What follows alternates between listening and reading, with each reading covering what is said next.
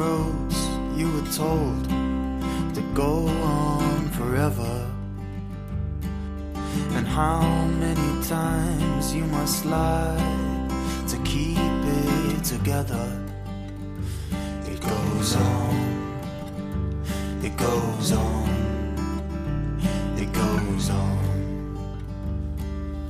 How many years roll on by, we learn from each other. How many chances do you get to fade or recover?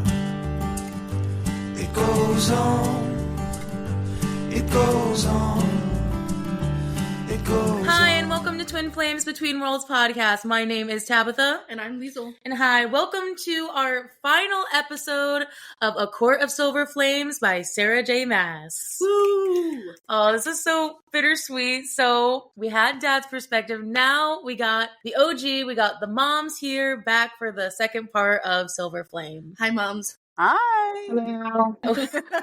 There's so much in this fucking book. We had to separate it Yes. because there's so much. Now, Part 2.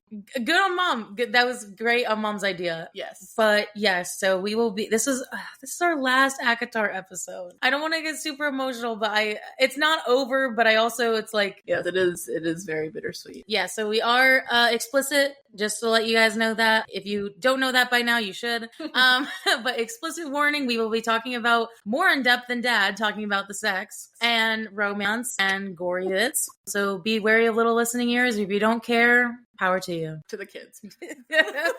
And before we start, we have a new sponsorship this string of episodes. And it's very exciting because both of our moms have tried this. Mm-hmm. So we'll talk about that more at the end of the episode to get their perspective on these. But they're undersummers and they are comfortable, like chafe wear for women to put under for like dresses and whatnot. For all size women. For all, yes, especially for all of us. Yeah. So say goodbye to thigh chafe with undersummers. Our silky soft, moisturized, wicking shortlets keep you comfortable under dresses. Perfect fit every time. I know with these like first episodes, I do want to do like Mom showing into the camera. Got her undersummer. And then Jenny is wearing the undersummers. under myself. You don't want to see me move the camera. Not while recording. No, behind the scenes. No. There they are. Hi, baby. Is that a bit of I see? Oh, good Lord. So with these first ones, I do like to kind of give the big spiel of undersummers. It won't take too long, but it's their uniquely designed seamless inner thigh shorts, like ensure all-day comfort, making them the best shorts to wear under dresses and skirts. Crafted from moisture-wicking, lightweight, and silky soft fabric, they keep you cool and comfortable. Plus, the breathable design is perfect for every body type, offering plus-size slip shorts, biker shorts, and more. Embrace the freedom and confidence with undersummers, your ultimate solution for chafe-free days. So yes, I do love, I'm excited to actually try them because now we have to try them. We will have more at the end of the episode to talk about. But without further ado, part 2 of A Court of Silver Flames. Part 2 of healing and sex. And there's more healing and more sex. So Perfect. Take it away, Liesl. All right, so we have a lot to cover for this episode. So let's just jump right in. So first, as we do with every one of these episodes, we want to get your overall reaction to this part for the second part of the book. And we wonder if you guys had any favorite or least favorite moments throughout this second portion. I like the whole part with the mountain. The blood right. The blood right, yeah. Mm-hmm. I thought that was a good, I don't know, it's obviously more than a scene, but like the whole part of the story. Mm-hmm. Good part. Oh, for sure. Yeah. I thought it was kind of funny, like how at the end, and like we'll like jump to the end, but like Queen is like all monologuing and stuff. So, like she's just like typical like villain, you know, like instead of just like, I don't know, villains. Yes. They're dumb. Typical villains. Typical monologuing, but then she gets wrecked. The monologuing, the slow walk, and then something Complete doesn't go to wrecked. plan. I did like the mountain, but I think my favorite part was when when Nesta saved Feyre. That was my favorite part. That's awesome. Good. Was Reese crying and all that. I was crying reading it. So there you go. You were? Yeah. Oh yeah. You know me. I get emotional watching TV. Well, no, I know. I get but emotional reading. Take you a little bit though to get like it has to be really sad. Yeah, that part got to me. And then I think my least favorite part would be when they went to save Eris. I mean, just because why are we saving this douchebag? I realize he's probably a good guy, and I think they sent, him to, Cassian to clear his, not worry so much about what was going on with Nesta, but it was like, why? Why are we here? I will say, reading it the first time, because even when we were going in through our deep dive of it, it was cinematic in the sense of like, okay, we're going from here to, but it felt like a lot of filler and commercial break. And I was like, because it would get into an action bit with them and like, Nesta's about to like knife this dude in the balls and it's, be right back. They're sitting on a random mountaintop looking down and they're doing jack. Yeah, they're waiting for Eris or whatever.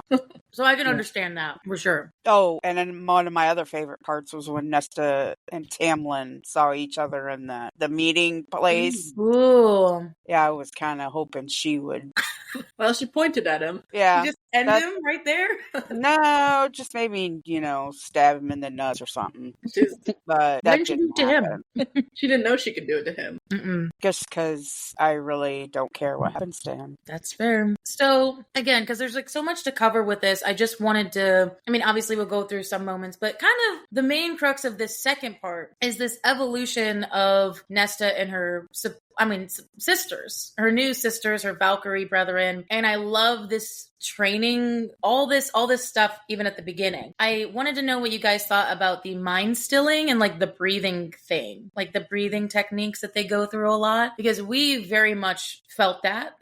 In the text. So I want to get your guys' thoughts. I thought it was interesting how basically she read like the whole instruction. So like as a reader or listener, if you're listening to it, you can you could practice along. And I have done a little bit of mindfulness practice. I'm not very regimented with it, but like it was pretty much exactly what you do. And particularly like I think a lot of people think that mindfulness is like not thinking, but really it's just being aware of your thinking and say, oh, there's a thought. Is it important? No, let it go. Go back to my breathing. Go back to my, thinking well of people and, so it's just a way to catch just thoughts and let them go. So you learn how to just catch your thoughts and decide what to do with them.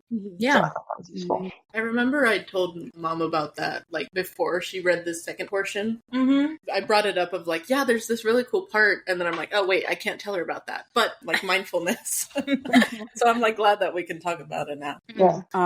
I couldn't do that.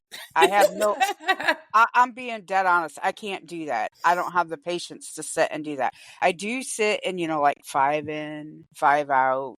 And that's about all I do. But I think for Nesta, especially her, that helped her, start to heal even more. It's like, her negative thoughts is like, okay, I don't need to think that anymore. Like, especially with her dad and the neck cracking and the fire stuff, I thought that was good for her. But for me, no. And honestly, when I see people do that, I think of that one guy, and I'm just going to sound really stupid. In Avatar, the old guy that sat cross-legged up on that one rock, and he's sitting there like, oh, that's what I think of when people do that. And that's so stupid. I know that's not right. But that's the, and I'm sitting there trying to envision Nesta, Well, and to be fair, she kind of sucked at it at first. Like, she's just like looking around at everything else, kind of like how normal people would react to that. Yeah, like that's what I thought was realistic about it, because the first time I really thought about this kind of mindfulness meditation was in a book called Peak Mind, and the whole premise of it is you have to exercise your mindfulness and your attention the same way you exercise muscles. So like their little tagline was push-ups for the brain,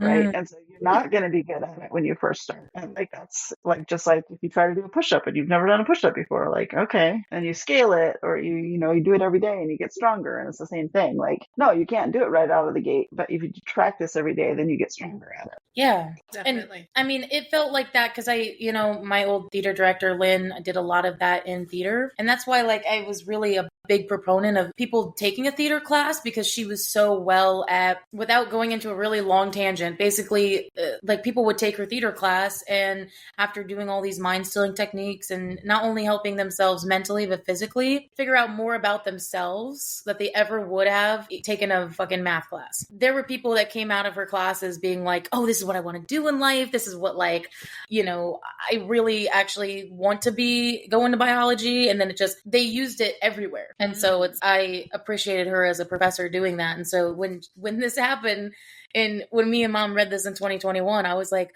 oh, but that's the thing. That's the thing we do in class all the time. The thing. Yeah. But yeah, so we really loved that. And then again, this is kind of like an overall, but the growth of, I call them the trio because I can't call them the sisters because I just think of them as the Archeron sisters versus the trio. The trio or the girls. Yeah, is Gwen and Emery and Nesta. What did you think of this? And again, there's more specifics we'll go in, but like, what did you think of the growth of this trio into a sisterhood? And then also just the other priestesses in general, because at first I thought this was going to be a thing where it was just going to really focus on those three girls and they were going to kind of excel over everyone else and not really, but they all grew together, even as a unit at the end. So at first I was thinking like they all have so much trauma that like it seemed kind of weird that they didn't actually talk about their traumas very much initially. Like they were just like they were doing the thing and they kind of bonded over the sort of the romance. You know, the romance novels that like Nesta, yeah, and also Nesta's own romance, like, you know, a little bit of living vicariously through her, which, so at first I was like, yeah, you know, if they were going to become really good friends, it comes through sharing of like really personal things. But also that's not realistic because then you just like, it's like chaotic and trauma bonding and that's actually not that healthy. Yeah. So when I think about it more, I thought it was pretty good how it did evolve from like just casual, hey, here's some people who actually don't fucking care about my trauma. And we're just going to do this other thing that makes me not think about my trauma. And I thought that was awesome. I like the fact that, you know, it started with one priestess, you know, and then Emery, and then gradually more and more of them started coming out. It's like, you think about it, some of these girls, Gwen, haven't been out of the library since they got there. So who knows how long they've actually been under, or, you know, I shouldn't say underground, but, you know, in the library, not around other people. Yeah. You know, and it was like interesting to watch them. It's like, okay, well, she could do it. And then they see Nesta, you know, dancing around or jabbing around or whatever she's doing down there. They see her and it's like, okay, maybe I can do it too. And I like the fact that the more and more of them came out. I would have liked to have actually seen Clotho? Yes, I would have liked to have seen her come up. And maybe even just to see what they were doing, or just, you know, I would have liked to have seen her because damn. You know, as then the one girl that came out and took off her hood. Oh, was her name Pete? You know, she had scars on her face and her eye was gone and, you know, all that stuff. It's like, okay, so we can reveal a little bit about ourselves here and not be judged by other people. You know what I mean? And not be judged on, because they're all women. I mean, they've all obviously been something. Not all of them the same. And I just thought that was pretty neat to watch them all kind of grow and heal together, even without all the fighting and all that. When going off of what Jenny said, like obviously trauma bonding isn't necessarily like if like you don't actually talk about your stuff, and it's like we've always talked about it like being they were in such a bubble, right? It's almost like a kind of a mirror to college being a bubble before going into the real world. It's like you learn a bit more about yourself and you're like figuring out how to deal with your own shit and then trying to talk to others about it, because it's like it seems like at various moments during this even last part they did want to talk to each other about it but didn't really have the courage or know when to kind of just bring it up. Obviously they get that moment later and we'll definitely talk about that, but like I did like how there were more priestesses involved than just them. How it even seems in the future they could be like, we even talked about this with Dad, they could be the Valkyrie war camp equivalent of what the Illyrians are. Hey, come here if you want to learn how to be a Valkyrie, and they could be the Valkyrie people born again. Since if we remember, the Valkyries were of any species, any race. Yes, that was badass. Never again. Never again. This was kind of like such a hyper specific moment, but I thought it was important to bring up, is about Nesta getting more into her power. It's almost, again, we know, we've all watched fantasy at this point. It's like magic is so tied to emotions, and the more she got used to her emotions and wasn't just like trying to push them down, her magic then kind of got stronger as well and more controlled. She was able to focus it. Yeah. And so the moment of her just bashing in the tree stump and then Lucian just popping up out of nowhere being like, yo, what's up? And then looks and is like, it's literally rotted, decayed on the inside. He's like, what the have you done? What have you created? What did you think of like how people reacted to her power? I mean, specifically him, I guess. But That's weird. I actually don't remember that scene very well. But it was like, I don't know, an outsider seeing her power. Somebody who wasn't really like in their bubble. I thought it was funny watching him watch her, and then she's just like in the zone over there just beating the crap out of that wood, and he's just sitting there going, Jesus, oh God. But it was like, I think it was the first time as far as like Lucian actually seeing her with her powers. Nobody'd really ever seen much of it before, and him seeing it, and it was like I think they're all just scared of what she can do because they don't know, because she doesn't use her powers enough, so they have no idea. Can she eviscerate people? What can she do? Can she shoot fire out of her eyes? I mean, nobody really knows the hell she's capable of. I mean, yeah, she sawed the King's head off. I mean, as far as like her power wise, what she do. Yeah. And I also think it was the first time she really wasn't afraid to kind of let it seep and kind of let her use it a little bit. She wasn't afraid of it. Part of me even thinks that she didn't even notice Lucian was there. She was just so focused. Oh, yeah, I'm sure she did, And she just walks by him like no fucking, and he's just like, Just steam like basically coming out of her mouth, that kind of vibe of blowing out steam, and she's like, and he's just like, and then Cassian's just sitting there like, I mean, hot, but probably should ask her about that. Yeah. That's my girl. But also like props. Okay, so jumping forward to the next part we wanted to ask you guys about, we see Helion, High Lord of Day, if we remember. He arrives in a fancy chariot pulled by a single Pegasus, which, too bad he can't bring more. He pouts about that. His black stallion. His black stallion. How fancy. But he is there at the Moonstone Palace to look at the mask and basically teach Nesta how to put a ward around it so that no one can get to the mask. And Nesta's saying like she doesn't want to learn how to undo the ward either, because that would be way too tempting for her. So along with that, we also wanted to note the fact that Helion is the first High Lord to be in the Night Court. We haven't seen any other High Lord being in the Night Court. High Lord from another court being in Night. So I guess, what was your, first of all, like kind of your reaction of seeing Helion again and his interactions with Nesta and the mask, but then also just the fact that there's another High Lord in the Night Court? So the only thought I had is like, it's clear that Helion is an ally. So like it makes sense for him to come. Yeah. I think because him and Reese, I think Reese is probably the closest to him outside their circle. So, and I think he trusted him the most to bring him in, to show him. And he was also wasn't he the first one outside of them to know that she's pregnant? Yes. Yes. Very And important. that kind of showed, how much he trusted him. Because, as friend. So it was simultaneously like important for the plot to figure out, because the thing is, he could have just, I mean, again, they don't want anyone to know that the Dread Trove exists. So like sending a raven wasn't a good idea. So like him coming was needed for the plot, but also very much because this new environment of war is upon us again, of here's a show of good faith, here I'm allowing you to come into my place, but also not only adding that layer, but adding the layer of him begging on his knees to him to find a way to save her. Yeah, to save Farah. Yep. Which we don't get like in the scene, but we hear about that later on. Yeah, and it's like, again, it's Rhysand. There's like 5 things that there's why he's here. Yeah, there's a lot going on there. Actually begging there, like pleading on his knees. The only person he would beg for. Yep. Helion. Lucian's dad. Oh Right. yeah, dad. Right. So my question is, why does the Day Court or Helion have any particular powers of healing or anything like that? I didn't, like, why is he like the person they'd call on to like see if they could save Nesta, Farah? Helian's like full title is Helian Spellcleaver, and he's like over 800 years old, and he has a lot of skill with breaking spells. And so maybe Reese is like considering if there's some way to break this bargain that they made between each other is one of the first. And then also, is there any way that we can help ease the birth? Well, it was also the fact that he's got like 10,000 libraries. That's true. So like getting to know or bringing Helian close and like being like, hey, I trust you. Do you have anything in your bajillion libraries that could potentially, even like any ancient tome or something that could help break this bargain? But I do want to go off of what you said, though, because apparently him and Baron are similar to the same age, but they are the two eldest High Lords in the courts. Mm-hmm. So it would make sense to go to the quote-unquote elder.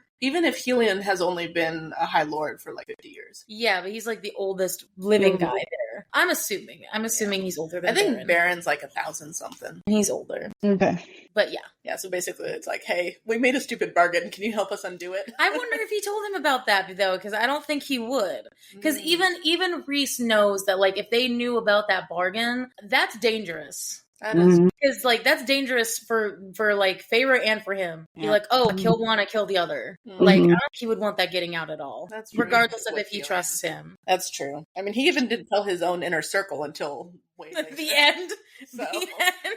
Yeah, I mean, like the cascading effect of, Feyre dies and Reese dies and Cassian dies, like that sucks and it's kind of dumb. But like if Feyre died, that'd be so like detrimental anyway. Right? Mm-hmm. Like, I don't know, like breaking that bond doesn't really seem like it solves anything, really. No. Except for not having two inner circle members also die. Yeah. Right. Having your High Lord and Lady and child Well, die. And I said that the episode too. That's the whole reason they made the bond in the first place, was that if that did happen, that's the whole reason for it. Is like, if I do not want to live if my wife or my mate doesn't live with me. Right. So it's like, honestly, the bargain is it's doing its purpose. Yeah.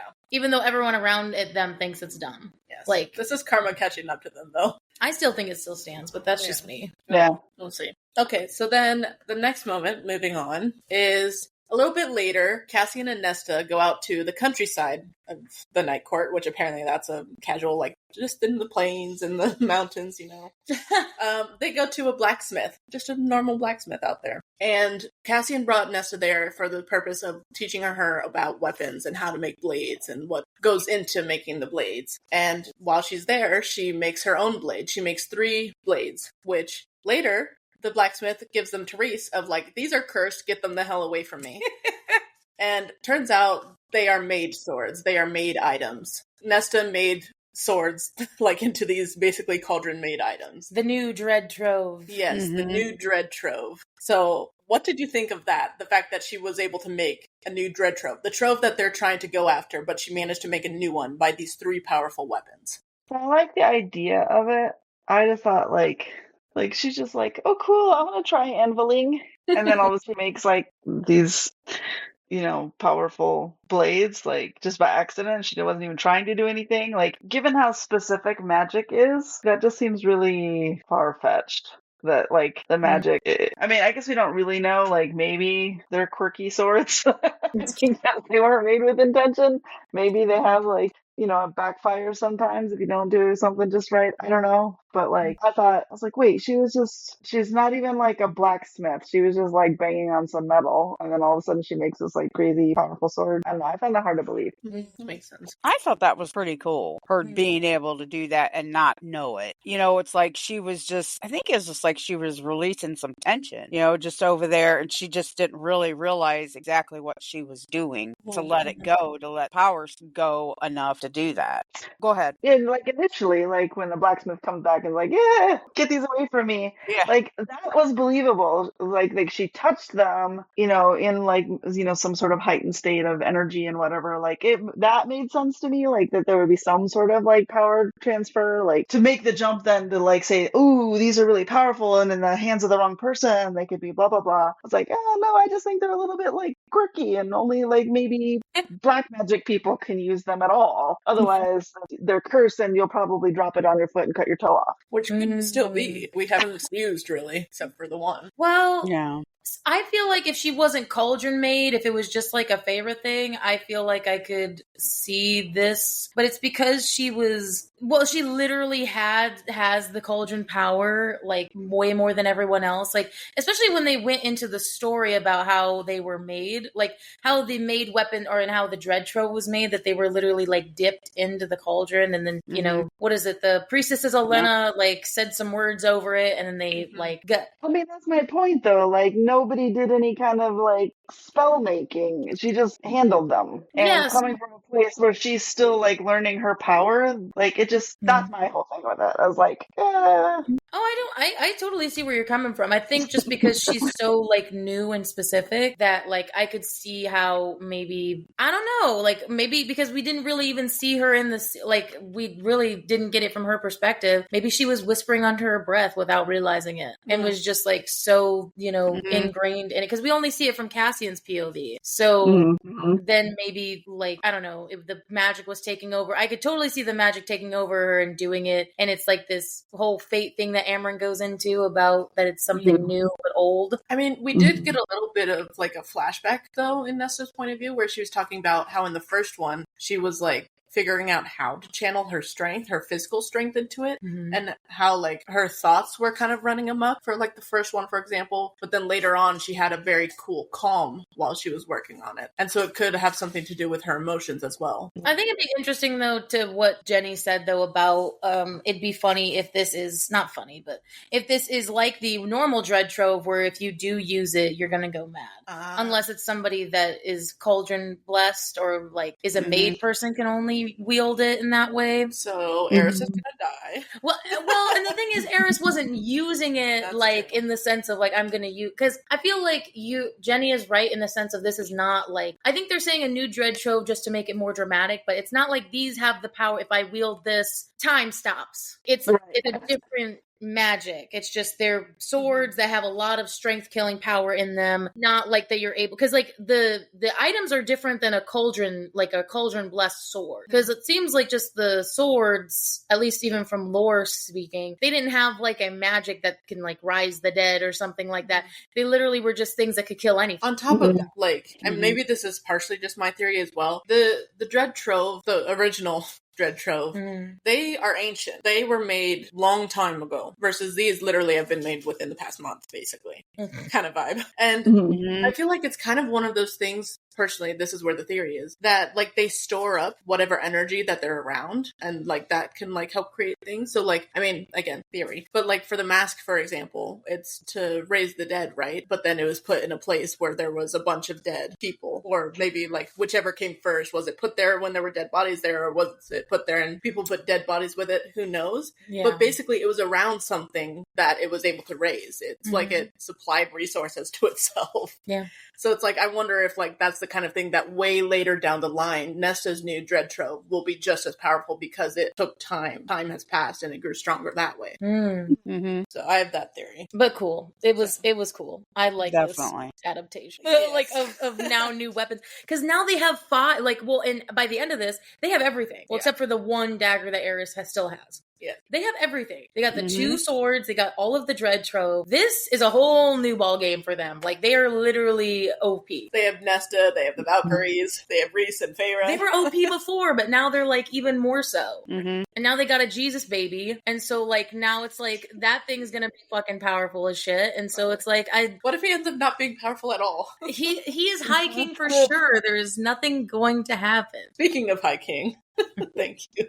Kind of in that same moment, you know, because it's Rhys, Cassian, Azriel, and Amren who are looking at the swords. You know, Amren's like, don't touch them. Of course they touch him and look at him. Because boys will be boys. But basically, during that time, Amren is talking about how, like, Rhys could become High King. And she's giving the lore dump that she always does. And she's the wise figure here. She is basically telling them all about the previous High King and how he ruled and how everything was perfect. It was like the golden age of Prithian before all the courts and high lords. So firstly, like, what was your reaction to learning this new bit of lore about the previous High King? I always talk first. Oh, well, okay. Mom, you can talk first then. We'll switch it up. I thought that little tidbit was interesting, and I think if it's not going to be Rhys and Feyre, it will be Nyx and his whomever he marries. Oh my god. in the future, I think that's where this is heading. Yes. Because the 7 courts or whatever the hell you want to call them, nobody can get along. They're all just, it's just ridiculous that they can't seem to come together and work together. And I think that's what it's going to end up going to, is there's just going to be 2 people. It does kind of make sense though, because like whether or not like Reese has been trying to, well, he's been trying to connect all the other courts in the best way he can, but they still have their preconceived notions of him. It makes sense if like instead of Reese as their child, it's the new person. But their child is literally the product of literally all the High Lord's power and Reese's. It's right there, even written in. Yeah. Yeah, so that's what I think. I think that's where it's eventually going to head. I don't know if it's going to be them 2 or if it's going to be their son. And you know who I have him hooked up with. You know who I'm talking about. I know. He's a child. But I mean, it would make sense that that's where it's going to go. Mm-hmm. That's what I think anyway. Mm-hmm. Yeah, makes sense. I don't know, I'm kind of with Reese. Like, I don't need power for power's sake, and like I don't see a compelling need to like consolidate. And like you're saying, like there's all these factors they can't get along. Like as soon as you start making somebody the High King, that's only going to be worse. Seems like it'll be a tough transition, that's for sure. I agree that like trying to go from like a quote semi sort of like, well, it's not really a democracy, but like like a council instead of like one monarch sort of situation. But they're like, fuck, I forgot what political system that is when it's ruled by a group and not by one person. But anyway, regardless. Oligarchy. Thank you. Yes. I think it's not going to be something he wants to do, but something that he has forced to do. Because it's like, Amren does make a really good point though about the High Lords being like so divided, especially with like Baron and Tamlin not doing, again, Tamlin isn't necessarily, evil versus Baron, but like who kind of don't care jack shit or kind of away from that. Like they don't have time to do this like political, okay, get your shit together and come with us sort of thing. Like they just need to make a decision fast instead of having to do the bullshit they did in ACOWAR. So I can see where she's coming from in the sense of making decisions. But they just keep hinting at it. Even with Tarquin, they hinted at like a destruction of the High Lord thing. I mean, that's what Tarquin's screaming. So like they just keep bringing it up. I don't think that it has to happen. So it's just because it's foreshadowed so much. And I was wondering, like, what do you guys think of what Amren said at the end there of, if you don't take this chance now, someone else will? She's right. That's true. If they don't, it could be, they don't figure it out, there could be someone else coming up, that's going to try to do the same thing. And I think the fact that Reese doesn't want it makes him perfect for it. Yeah. That is kind of true. That is like typical of like, I don't want this power. It's like, well, too bad. You gotta have it. But I think Mom's right in the sense of like, it might not necessarily, well, it might be him just for now, but like I could totally get the boy king vibe. Like Reese starts progress and then the one who actually gets coronated is... Well, but they also don't have to make their monarchy something that is purely by line. That's true. They could set up the monarchy in any way they want to where it could maybe be democratic, and they keep the court lines, and obviously they would probably be more dukes than lords. Well, I mean, in this sense they would be lords, but not like high lords. They'd be just lords versus a king. And then like they could have still a council. Like the thing is, because he is running it, he can set it up in any way he wants. Where like it could have the similarities that he has with Kier, even though we don't care about him. Like he still has his autonomy to say no to whatever Reese is demanding of him. Like they could still have that autonomy and then still have a monarch. Look at us, pro monarchy. I mean, well, not. I'm talking about in this, but like, but I think what I loved about the foreshadowing of that was that like Amren told the story that the old High King, and like I literally was about to call you Avery. I don't know why that like Liesl said, is that they even think that the king era was the best thing ever. Like they think that the High Lords were kind of like the destruction of their system. And again, I think it's because like the High King was good. But I think it was very interesting though, because history kind of likes to repeat itself, especially in fantasy books, when she said that the person who overthrew through him was his queen and his first general, his best friend. Very much giving like a King Arthur vibe going on. I mean, hey, Feyre and Cassian, they're besties, you know? Never. Yeah, I think that would happen, but you never know. You never know. I just think it was interesting that it said that, and it's like, unless this is like a story like where that wasn't the case, because a lot of the times in these, at least in a Sarah book, the women in the history books get demonized as doing something bad when it really wasn't them.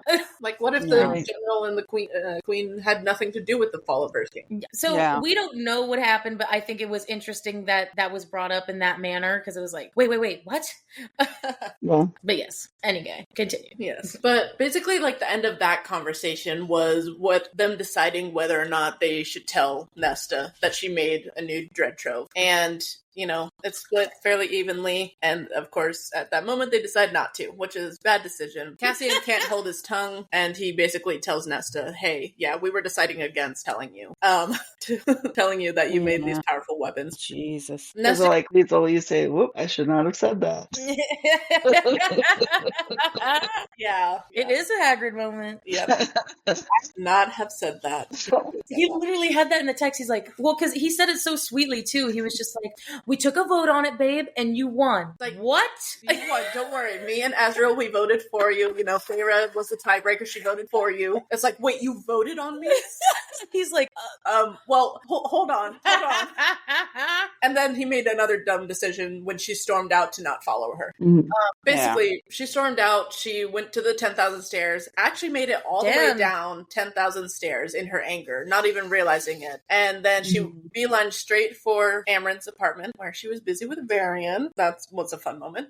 But basically rips into Amren, saying, like, why the fuck did you vote against me? I thought we were friends, and I hate you. And then Feyre gets caught in the crossfire. Feyre gets brought in, and Nesta, in her moment of, like, vulnerability and very upsetness, she takes it out on Feyre, too, of, like, well, that babe in your stomach is gonna kill you, too, because of the damn wings. Which Feyre's like, wait, what? Wait, what? We all said things we don't mean. So, what did you think of, like, this confrontation between these three, between Amren, Nesta, and Feyre? I thought it was a long time coming, especially between Amren and Nesta. But, you know, I think that's kind of one of the more relatable scenes in any of these books, was something like that. 'Cause it's like, who hasn't done that? Who hasn't said shit when you're upset? I'm putting my both hands up, because I do. You know, if I'm upset and I start talking and I'm getting really upset, I'll say stuff that I don't even mean. You know, I think that's probably very relatable. And spewing shit that you really know you shouldn't say, and then you said it, and it's like, crap. Immediate regret. How do I Immediate. It's like, why did I say that? I've been there. I've done that. Yeah. So, I mean, I was kind of upsetting in a way that Feyre found out that way about the baby and the wings. I think they should have told her that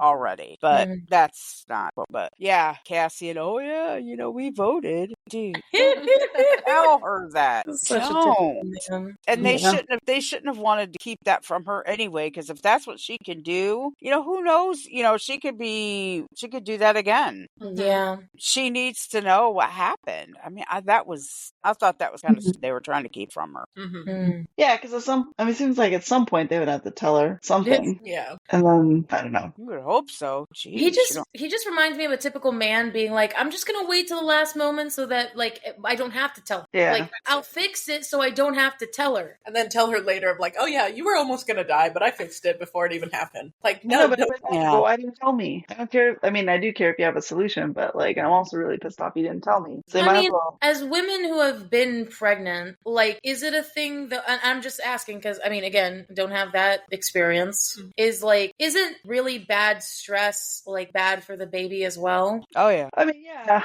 Yeah, your body hormones, stress, and, like, if you're depressed or whatever, like, that changes the soup that the baby's growing in. Yeah. So it can change the things. Yeah, because stress will affect what you eat, all that stuff. So again, I'm not giving him an out for doing that, but it's just like, especially as somebody who's like in his man position, he's just, do I tell her and risk her, like, freaking out and, like, also hurting herself and the kid, or do I tell her irregardless of the what if? But she still got angry and upset anyway, so. Probably that's go figure it out. And then the other thing is like there's like you can't like make somebody have 10 months or whatever of stress-free living. Like this is not like the only thing that's ever going to cause her stress in 10 months.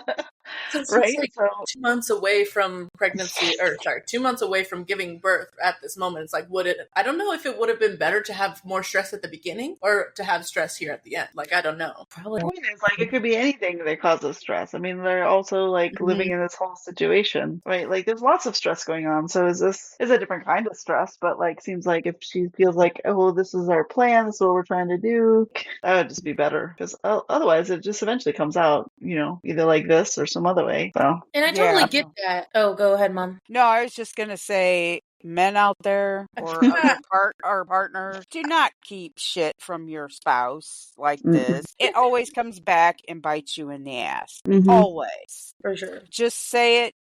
And the thing is, if he would have told her, they could have worked on finding something together instead of, him, because him stressing is going to cause her to stress. And, no, just don't do that. The whole point is that they're a team. Like, they should be working on this together. Yeah. And I was going to read, like, if him being all stressed and moody and shit, like, and she's probably making up stories about, like, what's going on with him, and, like, and it's just, like, not correct. So I just be better to she know makes everything. her own assumptions about, like, in normal, like, am I getting too fat? Like, does he not love me more? Like, Yeah. She causes her own stress. Is he not happy about the situation? Like, is making her own assumptions. And I totally agree with, I think we're all in agreement that he should have told her. Yeah. I have no thing against. I think I was just playing the devil's advocate and seeing that at least it was coming from a good place of, like, I want you to be healthy and I want you to live, but then also kind of young love ignorance of thinking that, okay, but if I just fix it, then I don't have to, like, then she won't ever have to feel stress about it. And then, like, that never happens. It never works. Never works out for them. No. But that's, even though he's like 500 years old, this is still kind of his first ever relationship. And it's like, he's still trying to figure out, it's people in a young marriage, like figuring out like really early on, like, oh, I shouldn't have done that. And then it's like learning from it. He's always a fixer. He's always trying to do everything himself. And like, that was the whole reason they made the bargain to die together. So he doesn't like do this stupid shit. He's still doing this stupid shit though. That's all I was trying to say. Exactly. Yeah. But yeah, so then after this confrontation, Nesta does have that moment of, oh, I shouldn't have said that, because Favor's crying now. She runs out and basically gets swooped up by Cassian, doesn't fight it at all. She's like, well, whatever he plans to do with me, I deserve it. I don't deserve to exist at all. He takes her hiking, which... Kill mode. Like, Reese is ready, like, get her the fuck out of my city before I kill her. So Cassian takes her up into the mountains and is just like, okay, we're gonna hike. And so they end up hiking for 5 days. And Nesta doesn't say a word to Cassian. She's in self-loathing mode. And Cassian is pissed at her. incredibly Which, so. good. He should be. Anyway, so what are you, did you guys have any thoughts on whole hiking, this 5-day hiking trip that they took? Up to the lake house. Well, there's no house. I know there's no house, but it's up to the lake. Personally, for me, that would suck, because I don't I'm sorry, I don't. But I think that was kind of her hitting her rock bottom and realizing, oh shit, I really am an asshole. I don't know how to fix it. It's like we're related. I said the same thing yesterday. I'm sorry. Oh, you did? I did. That's funny. I hear you guys talk. I could hear him talking to you, but I couldn't hear you talking to him. But yeah, I know. anyway. I'm sorry. No, but that's what I think. I mean, that was, usually that's what happens in cases like that, when you finally do realize, I really am a shit person and I don't know how to fix it.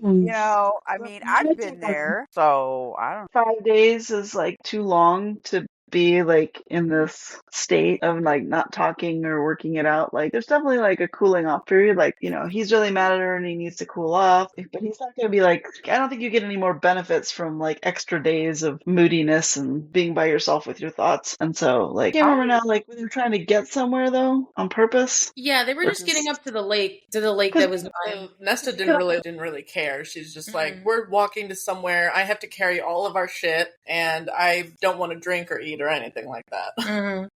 Yeah, but wasn't it like on the third? I think it took her like 2 or 3 days. They did 5 days on the hike, and then they stayed 2 extra days at the lake. At the lake, so it was a week. Oh, so, okay. I just thought it was like a few days. But I think you're right, Jenny, about staying 5 days. That's not good to Because keep. at some point, like, the silence just becomes like its own reinforcing barrier, right? Like, it's Yeah. harder to break through and have the conversation you need to have the Yeah. longer it goes on. Yeah, So, I like, agree with you know, that. so a day of whatever punishment, because clearly, like, Cassian was sort of in like corporal punishment, death march.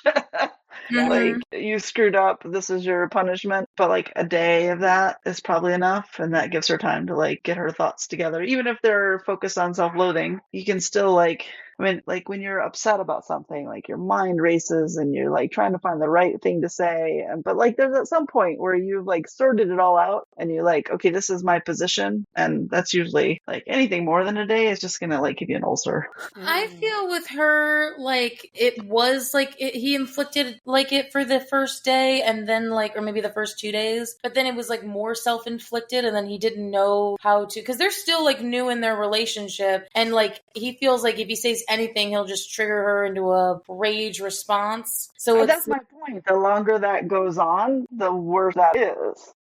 Well, and it was like it really did get to a point where like Liesl said, she wasn't even wanting to eat anymore or drink, and like she's like literally the one you like to always bring up is like she looked over the ravine and she said, "What if I just fell in? If I fell, like, the whole world would be it's like." And I think when he realizes that, and then when they finally get up there, like I mean, again, I think I'm not disagreeing with what you guys are saying, but it's like she was doing her own punishment on herself, not saying that was healthy in any way, to get to this point where then like she can open up so that this doesn't happen again. He did kind of like give her moments though, like especially after he saw it in her eyes that she didn't want to not exist, or she didn't He want talked exist to her. anymore. Like he started like talking to her. He was still making food for her and telling her to drink, which she refused to do that too. But basically it felt like he was giving her chances to like speak up, like, hey, here's some food, do you want to like sit around the fire with me, instead of forcing her to do it. But I will say that I think this is a good juxtaposition to the end where like she never does have this moment again where she does something this bad, even when going back to their fight at the end, when he's like, you're my mate, for fuck's sake, like she doesn't immediately go into a withering state. She has her support network. She goes and literally cries her eyes out in the night, and then literally has that moment of, nope, everything's good now. Not everything's good, but like I'm gonna tell him the next day, tell him all my feelings about it, talk literally what the good, or what is it, the healthy way of doing that. And this was like the last time the unhealthy version was doing it, because it was like Mom said, she literally was going back to square one from like what she did in the past. And even at the beginning of this book, it's like, okay, I'm just gonna go back into this place, but then that place wasn't good. So it was like, again, it's almost like when in those like rehabilitation stories where it's like someone has a relapse and it's like, okay, I'm just gonna do the thing that like made me, or not want to say made me comfortable, but back to where it was safe, and then realize it wasn't safe anymore, and then has this breakdown,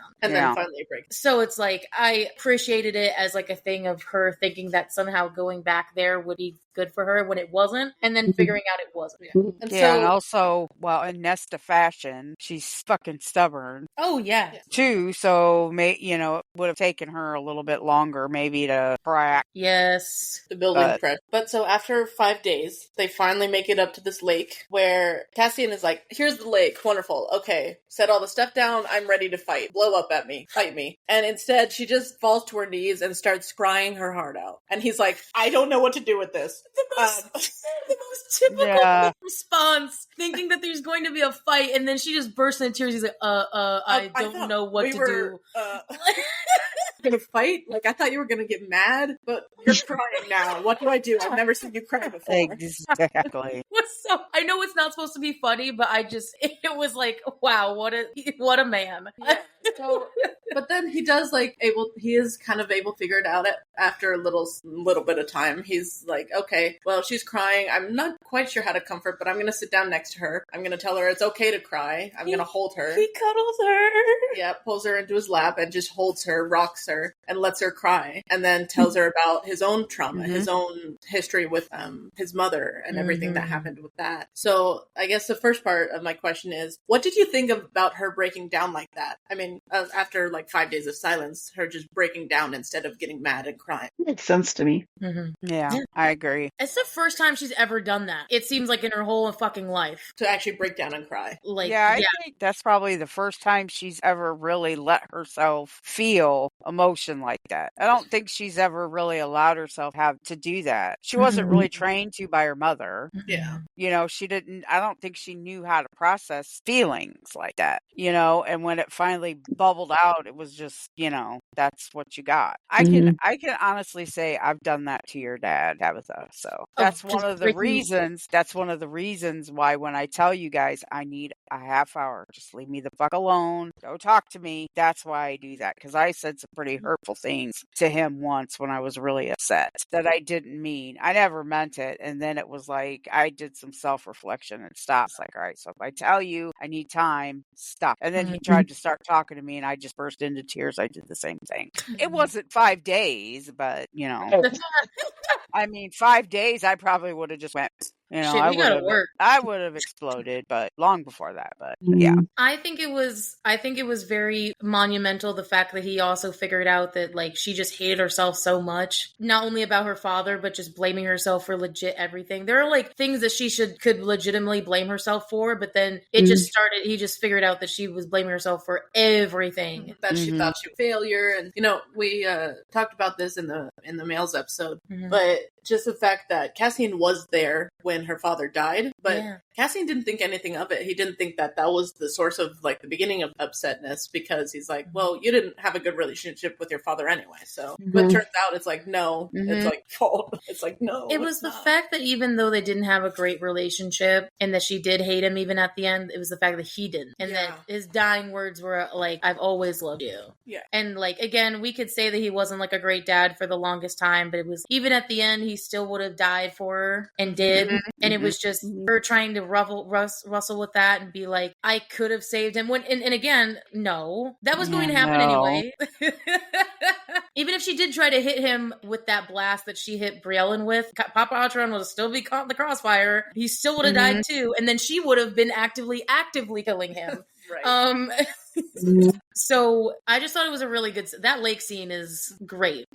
It got me in the feels when I read it, for sure. Oh yeah. But we also said about rock bottom, like once you finally do hit it, all you have to do is like climb up. The only way up is up. Wait, the only way out is up. The only way up is up, yes. That is how it works. Which also, then Cassian does that. He's like, you know what got me out of my my upsetness at the thing with my mother? You know what helped me out of that? Training. And so, all right, stand up. Here's my sword, like giving her his Illyrian sword, the real sword this time, not a practice one, and being like, here's my sword, show me the 8-pointed star or whatever it is. Like, show me this combo. And she's doing it. He's like, good, again. And she's doing it again and again. And it's like grounding her. And like, then the phrase, never again. Never again will I let myself be weak. Never again will I feel this way kind of vibe, which never again comes up so many times. Often. But it came up with Feyre and Rhys when they made their bond of like, never again will we be separated. But it also has come up many times here. So basically, like, she's able to reground herself. Like, yes, all that was in the past, but I have training now. I have my sword. I have sisters. New sisters too. Never again will I let myself be weak. That, and of course she has Cassian, who they spend some time together in the last 2 days at the lake as well. So what did you think of the continued lake scene of including the training and the other type of swordplay? Wow. I mean, come on. It was kind of hot. I mean, shit. Okay, let's be real. I mean, come on. I think every sex scene they had was just hot. I'm sorry. Her going down on him under the table, and Azrael coming in. That cracked me up. That was another one that cracked me up, Will forever go down in the history books. It's It's like, this is where I'm I have to eat in here, dude. Come on. I mean, hey, like I've said it before, but that scene was my first impression of the ACOSF books. So. It seems to me like every time they do it, it gets more intense each time. Yeah. And they're not afraid to like scream and all that good stuff. It's like, yeah, They don't what? care. Yeah, they They don't don't care. shit, and that's the way you should be. Who cares? So I guess if we're just jumping right into that, so this is the part where I kind of wanted to just talk about all of the romance scenes, like at least the big integral ones. So first, it was obviously after. So this is after Helion shows up.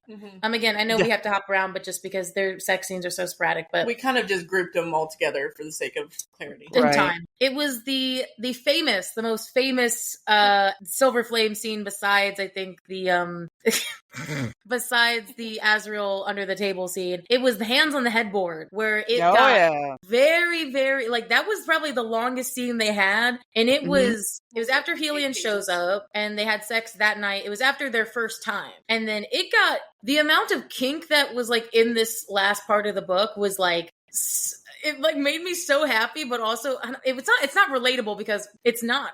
But like, you haven't experienced that. Dream relatable for sure. It was the fact that like she's like it was the play of that whole scene is, I'm gonna touch myself, you're not gonna touch me, you're not gonna touch yourself. No, you're not gonna touch yourself, and then it just got like, and then it was like fucking instead of making love, and then put your hands on the headboard, and and then it just kind of ends, and I'm like, what did you think about that? Yes, please. Yeah. I mean, I think everyone either dreams about having sex like that, at least once in their life. I mean, I'm sorry. That's what I think. It may never happen to you, but hey, yes, please. That's all I have to say about that. Come on. We can dream but of it. I mean, yeah, but it's just, I think it's also being kind of like they were in sync with each other as to what they wanted. I think that made it even better. But I'm excited to hear what you have to think. Yeah.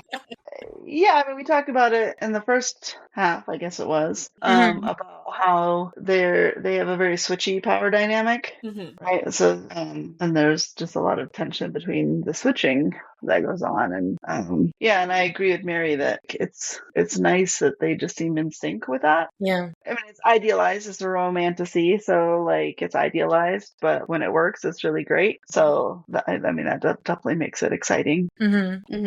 I just think that one threw me for a loop because I was like, it's like the most famous scene that people talk about. In fact, it wasn't their first connecting; it was their second round. Yeah.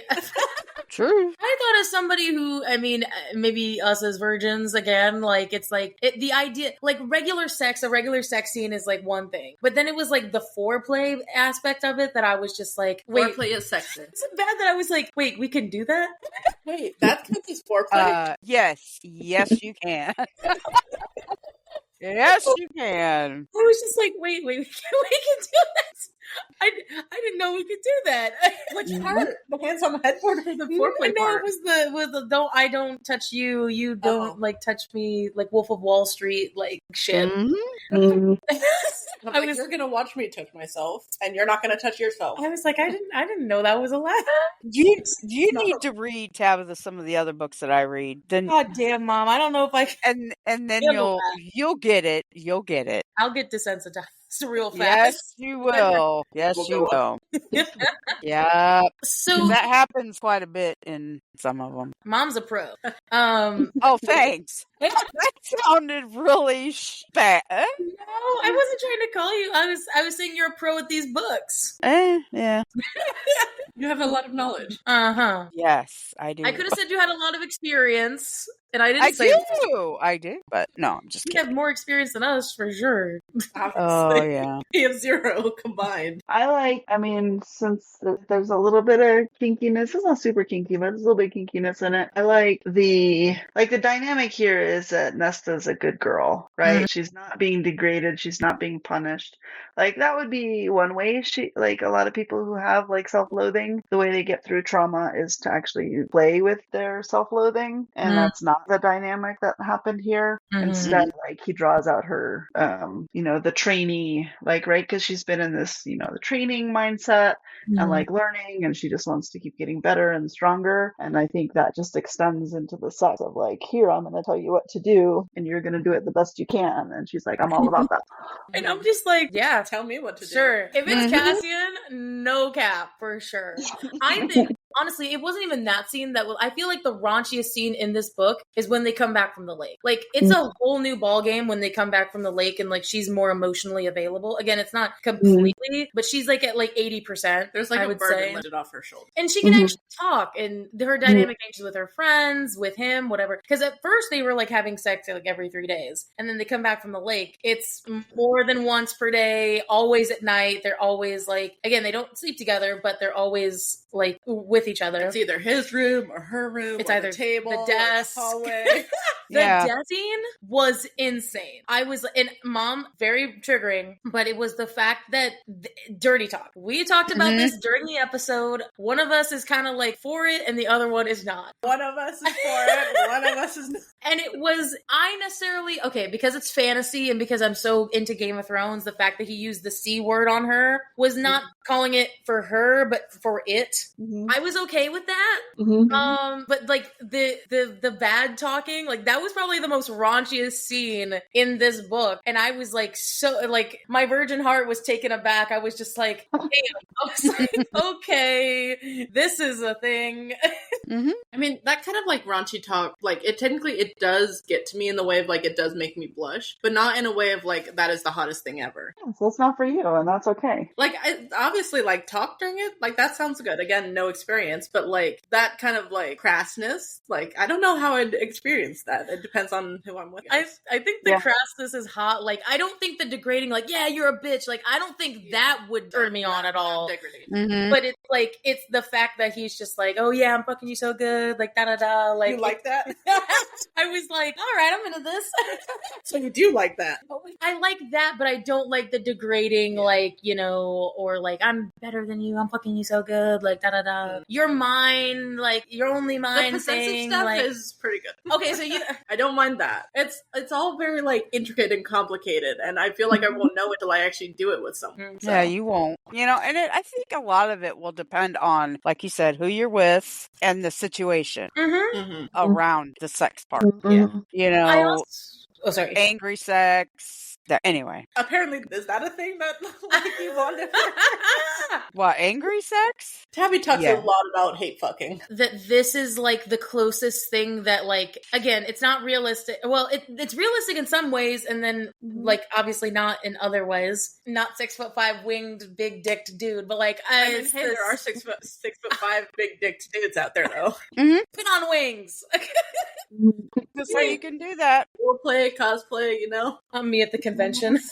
I have these giant wings. You want to put them on for me? But I think this was like, this is a way for like us virgins or people who haven't been in relationships to, again, we're not, like mom said, and like you guys all said, it depends on who you're with, and it depends on, but this is like the closest thing we got to being like, did I like that in the scene? No. Like we're having right now. That's the closest thing we've got to experiencing it before we actually experience it. And it's like, oh, I figured out something I didn't know before. I guess I like dirty talk. You figured out, I guess I didn't really, I think it was kind of but it wasn't, the sexiest thing to mankind. Like, it's the closest thing we can have to figure it out. I mean, I would say, like, in general, the sex in these books is, I think, pretty, I mean, I haven't read a lot of romance, but I think it's generally pretty realistic, and I think that's great for you guys. Like, I mean, it's like high points, and, and like, how my feelings are on big dick dudes, but,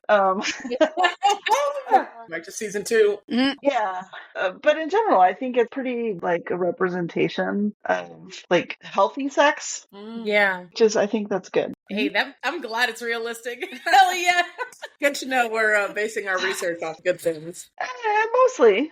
I mean, there's some exaggerations. Like, there's definitely exaggerations, like simultaneous orgasms. They are a thing. They're not common, for example. But like, that's like a thing that you see in like porn and romance. It's the best sex ever because we both came at the same time. Often, and that's pretty amazing, but it's not like it's only good sex if that happened. It's true, I just thought it was also funny, kind of going into my last big major point, was that she finally figured out like the difference between fucking and lovemaking.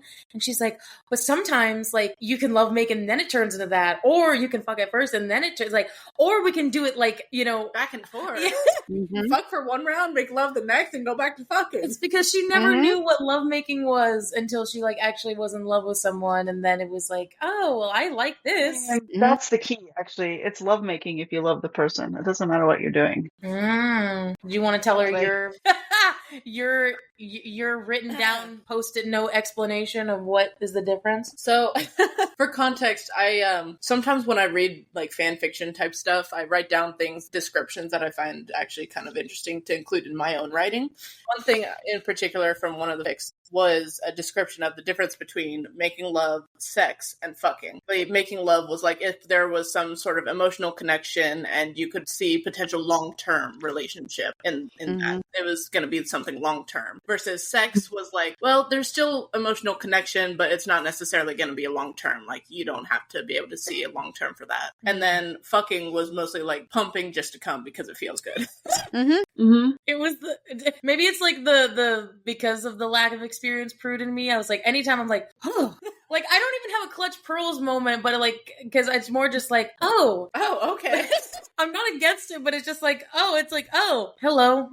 But anyway, so like moving into that was the my favorite part of this whole book, romance wise, had to be the Court of Nightmares scene, and we'll go into like what happened before, but basically this is just the romance scene. His big kind of final talk with him about, again, before like the mate thing, whatever, but this is like when they mate, like this is their mating scene. This is the night of solstice when they're in the same room together. And it's so emotional and raw because he finally figures out that, because he was also so insecure about himself in ways that he's just like, oh, she just doesn't like me, or I am just a bastard while she's like a queen and a princess.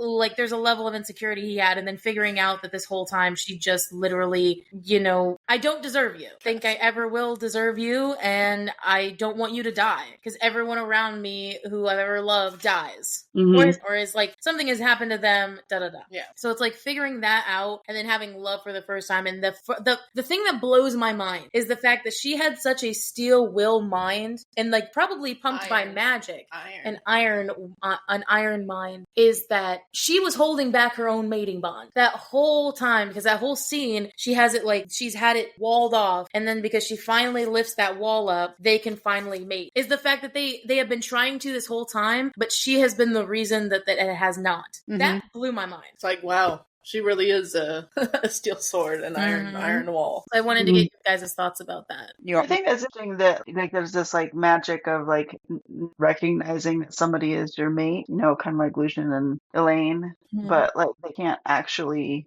manifest it or whatever until they both agree. Oh, sorry, no, that's a good way of putting that.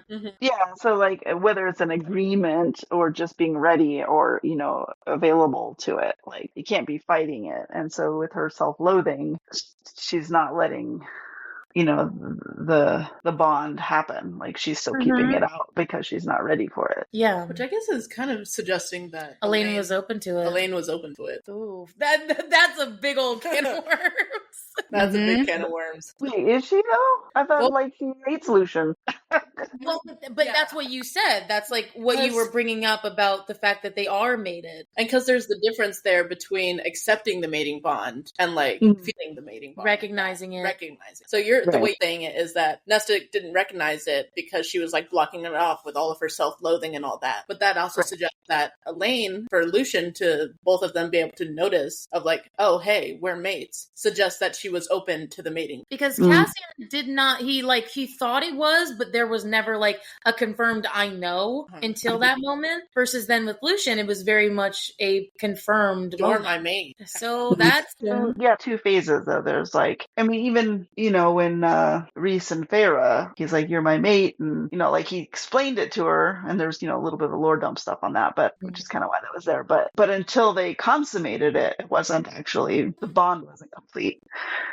Yeah, so like that's the difference of like feeling the mating bond versus accepting it. Yeah, so she hasn't, yeah, of course she hasn't accepted it yet. But Yeah. anyway. I mean, I think they were both attracted to each other the first time they saw each other. Yes. There was no, everybody could see that. I don't know if they saw it, but everybody else around them saw it. And I just think that the reason she didn't want a bond with him, deep down she was afraid, like you said, people dying, all that stuff. But I think she knew that was her mate. She knew that was her person. She just didn't want to deal with all the stuff that came with it. She wanted the sex part first, which, hey, power to her. Good for you. But, I mean, I've read books that are both ways. One person says, "Oh, you're my mate," and grabs him and carries him away.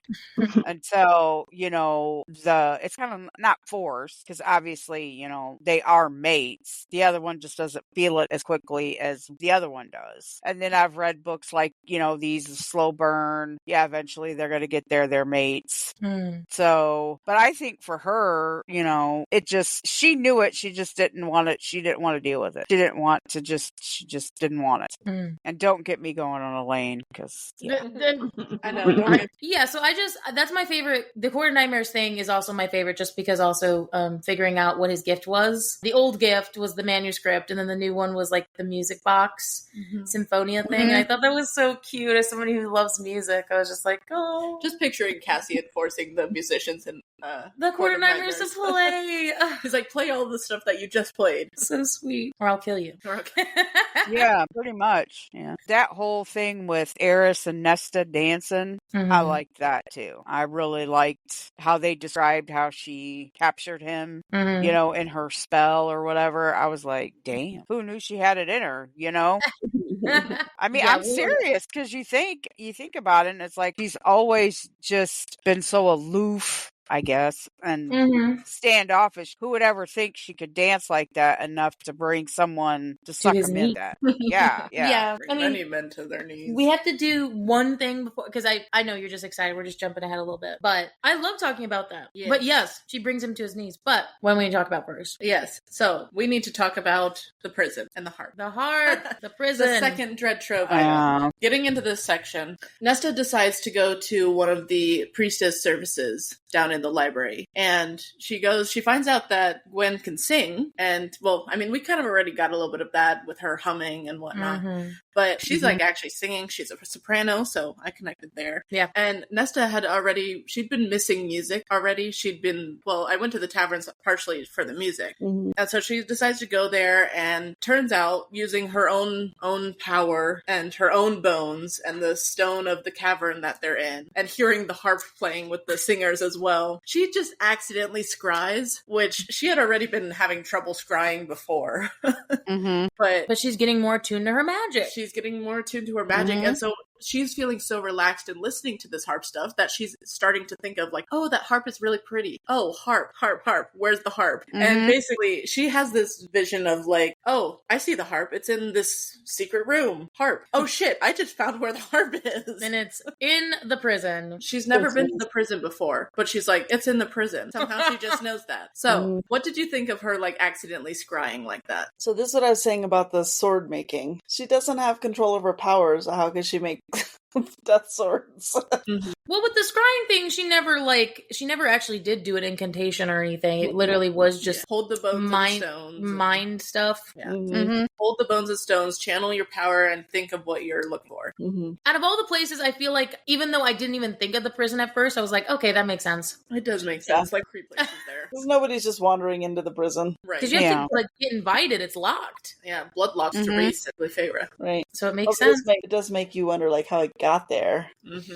Good, you're already starting to think. Me so happy. But so they have to go to the prison.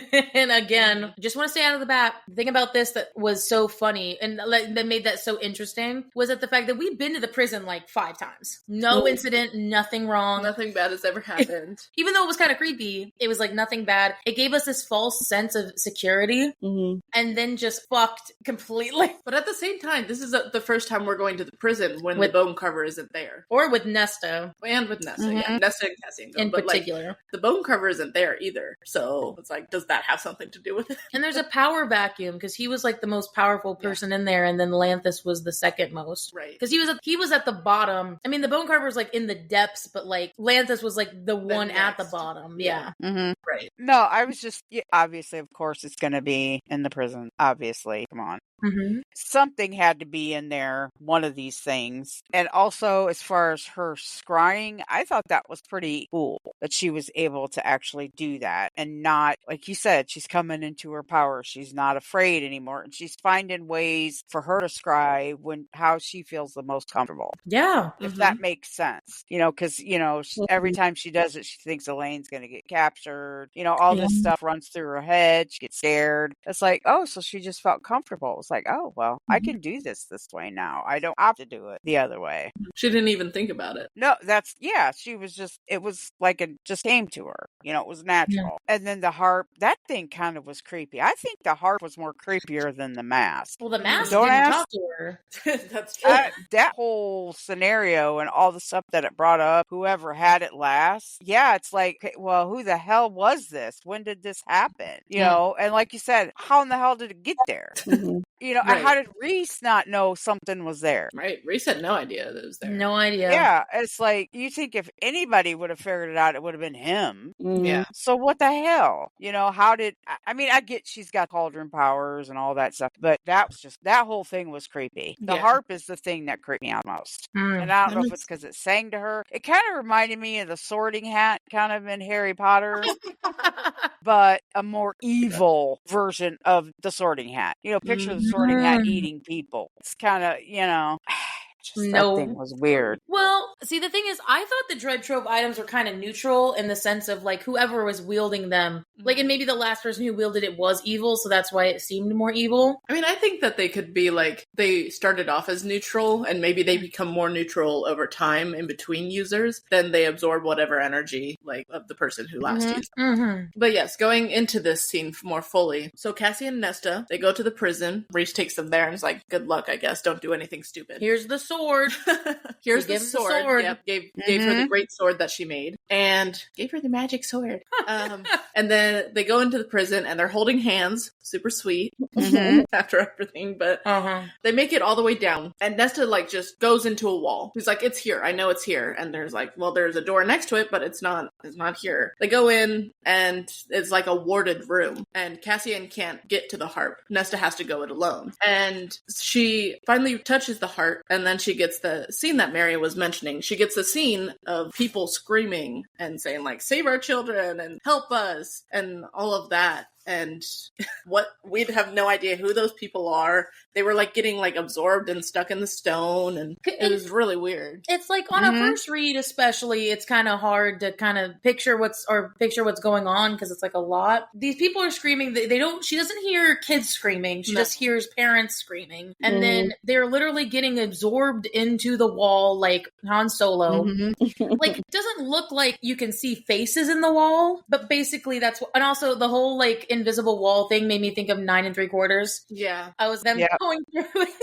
And like no one knows it's there. It's like, oh, I guess only certain people can go through it. And if we remember, Nesta was pushing through it while holding Cassian's hand. So it's like maybe like, only she could go through it. And like he could only go through it because she was holding his hand, potentially. We don't know.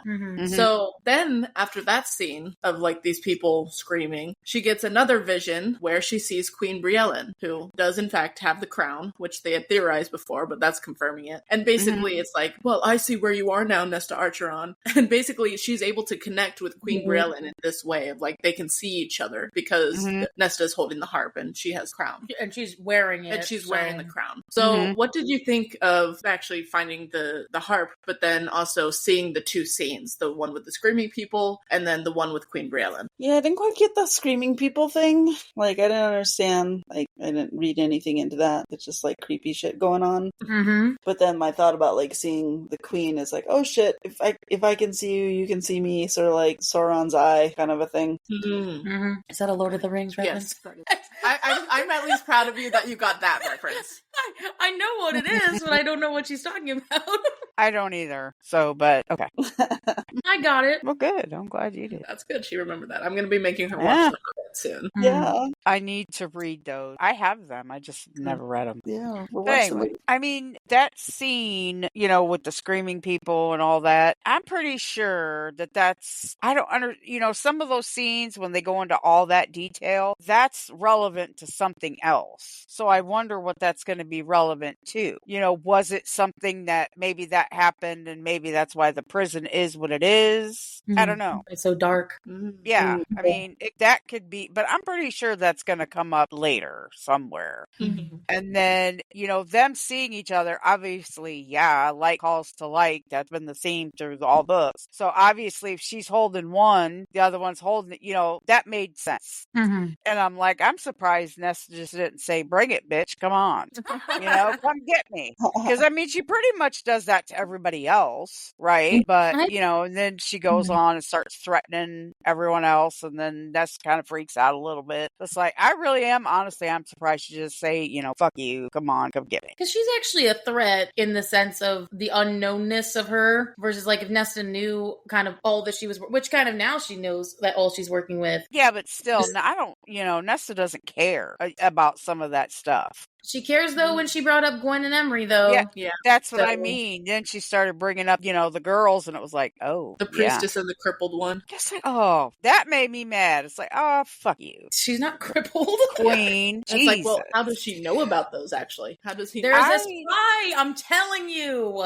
Yes, there is, and it's been bugging me. I've been trying to figure out who the hell it is. I have thoughts, but yeah, I I have think a you're right. card at the end for you, Mom. I put that in there specifically for that. Oh, Yeah, go. so we can come back to that. Yeah. Okay. So yeah, she basically gets out of that room. Basically, she's Harp, let me go. Like, let go of me. Break the spell, whatever that you have on me. And it's like, are you sure? And she's like, yeah, fucking let go. That works until they go outside and realize that the let me go, open the door, also meant for the certain door right next to the secret wall, which happens to be Lanthus. Fairy deals. Remember, Lanthus is like the bad guy. He's like the father of all bogs. He's a first god. And Father of evil. Father of evil. Cassian was the one who put him in there.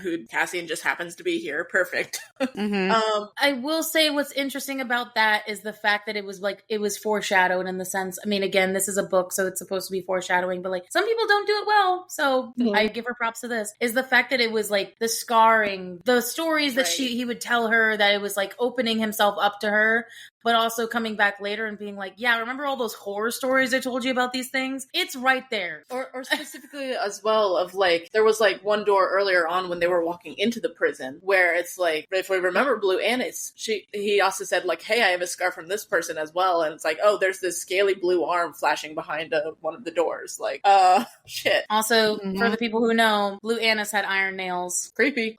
So basically, Lanthus gets out of his cell. That's a big uh-oh. He basically like fights Cassian. Cassian tells Nesta to run. Lanthus is obsessed with Nesta, wants to seduce her for her power.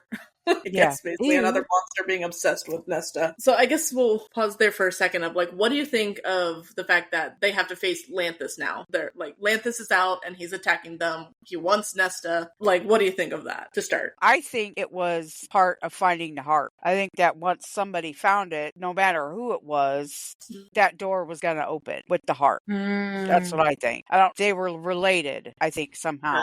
So whoever put that harp there, see, that makes you wonder who put it there. It's like, why is it there? So like Indiana Jones thing of like, if you don't do a proper swap, he gets let out. Or exactly. But I think when she, you know, I think that's what it was just removing the harp, opened his door. And I think that was going to happen no matter what. Or in the sense of like, they needed a trial of sorts, a tribulation to interact with, because like getting the mask wasn't easy. This isn't supposed to be a walk in, get it easy sort of like, situation. are you worthy of having the harp? Tribulation of sorts. Yeah, so I had two thoughts about it. One, this is like a total D&D thing. Like, you got the harp, but you also unlocked the room next door. Yeah. But then also, like, why does Lanthus, would you have done that to anybody who did this? Or does he, like, know some sort of prophecy shit stuff about Nesta? I mean, he was looking for her. Like, I mean, yeah, and he was like, well, you're, like, really powerful and stuff. Then also, when Lanthus is trying to seduce Nesta, basically saying, like, hey, you could be my queen, we could rule the world together, I'd be really good in bed.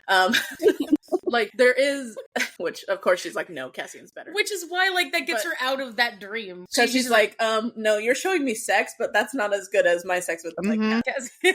But during that vision, he also shows he's sitting on the throne, she's sitting next to him, he's wearing the crown, and then there are 3 pedestals behind them. One with the harp, one with the mask, and then another one that's blurred out. And, like, there's only, like, a little hint of bone peeking out, and that's all you can see. Which, if we remember, Amryn said way early on that, like, there was rumored to be a 4th trove item. So, what do you think of, like, this vision and the idea of there being a 4th trove item? I mean, I think it kind of makes sense. There's something missing with all of this stuff because it's like nobody really has seen the trove together. They don't, it's all just, speculate, not speculation, but, nobody really knows how many of these things there are. So, okay, then it goes back to, okay, if it's a bone, whose bone is it? Right? I mean, what is it? Why? Well, it's like Jurian with the eye thing, whose bone is that? If that's in fact what it is, is it the same person that did all that screamy stuff with the harp? I don't know. Because they were kind of hinting that the 4th item was more like not like an item. Like they were hinting that it was more kind of like it's kind of bullshit when I explain it like this, but it was more of an idea than like an actual physical item. Or hey, if we are Marvel fans, oh my god, the red shit in Thor Dark World, the ether shit, where it was like this kind of liquidy magic dust. Right. That's what I felt like it kind of looked like. It's a power rather than an object. Yes. Could be. I mean, it does. I mean, it would make sense that, if that is the case, I mean, yeah, there could be something else out there floating around. And it would make sense Lanthus would know because he was alive when all that stuff went down. Yeah. So maybe he was the last guy that used the harp. I mean, maybe that's why he's stuck in there. I mean, I know it said Cassian put him in there, but it also makes me wonder, maybe he was one of the last ones to use that harp and put it in there. So close yet so far from it. I mean, I don't know. And then just like the last part, like I want to add like Cassian told Nesta to run, right? And then she like starts running and she's like, what the hell am I doing? I can't just leave him there. He's gonna die. And basically she plucks a string on the harp. She actually uses it and she's able to teleport inside the prison, which winnowing isn't possible inside the prison. So this can't possibly be winnowing, but she's able to teleport to Cassian where she uses her sword, her magic sword, and she is able to, first of all, she's scaring Lanthus. She's scaring a first god. And he's like, what the hell are you? And then she manages to cut him down. She manages to kill him. Cuts him into pieces. Badass. She's able to turn him into like his corporeal form and is able to like cut him down like that. And it's just like, okay, so, and then she's able to pluck another string, picture where she's going, and they end up teleporting way out of the prison all the way to Valaris. So what do you think of like that last part of her actually being able to use the harp and the fact that it's a teleporting type thing and the fact that there's 26 strings and Gwyn once said that there was rumored that there was 26 dimensions? Obviously not a coincidence. No, it's foreshadowing, of course. Oh, and also I was really struck by how easy it was to kill Lanthus. I was like, yeah. Alright, he's like this big bad death creature, god, whatever, and like can just like pluck a string and he's like and then stab him or whatever. Like it's just like, I mean, her sword, I guess. Like the sequence of events there was like she teleports and then he knocks her around a bit and then like the sword itself, like the magic in it almost peeled back his mist. Yeah, and made him show his like physical body. And then Cassian knifes him to distract him to actually hit flesh, and then she does it. Yeah, it's kind of like a distraction situation there. Well, he throws the knife at him. Yeah, Cassian is like crumpled and wings broken on the ground, and he still like throws the knife. She thought he died. She thought because like he hit his back like against like crushed his back. She heard the crack. Yeah, I mean, not like super easy, but pretty short. It's pretty short scene, and like it's like Mortal Kombat. Finish him. It did kind of, yeah. And I think it also showed Nesta her fight skills and how much she's improved since they started training. And it's like she's starting to come into her own, I guess you could say. It's and like, very much damn, Stumpy moment, even where like she had to get saved by the item versus like she's using the item before shit hits the fan. like, damn. I thought it was badass because I was like, I that, did too. that weird memory though was kind of, or the we're vision. going to be the dark queen and king of this land. I was like, And my fucking is gonna be so good for you. I was like, yeah. See, that's the type of shit that I told you I was like, into. Yeah. Nah. Not into. Yeah, that was a whole ew factor there. That guy, it was like, what? You don't know what you're talking about. You Yeah. idiot. Yes, but like the monsters just get all attracted. Again, they don't think Nesta is attractive. Like they're attracted to the power. But it was like the Kelpie kind of like mouth rape that happened, and then like this very sexual harassment dream. It's like, please stop. Actually, She Yeah, doesn't yeah. expect this. like I'm good, thanks. Yeah, is this gonna be like a theme with anything she encounters? Is this gonna be like a almost rapey kind of thing? I made a. I know. I'm just saying because it seems to be that way. There's a theme here. But it's also like the attraction to like the magic itself, like, Mhm. and it's just men, like it's like the disgustingness of like men just wanting to fuck power. Well, if I dominate her and she is power, then therefore I am dominating this power and it belongs to me. I did have to tell you guys what I told Dad though yesterday about how like Jenny was saying that like anything she touches. I said Lanthus was thinking, oh, if she touches my dick, what's gonna happen? Like, Yeah, It's gonna be a maid item, you know? Yeah. My dick is gonna be the new dead trove. it's gonna disintegrate, fall off. That's what's gonna that's happen. what to it. Dad said. That's what Dad said. It's like you're married. Maybe I might know him. I don't know.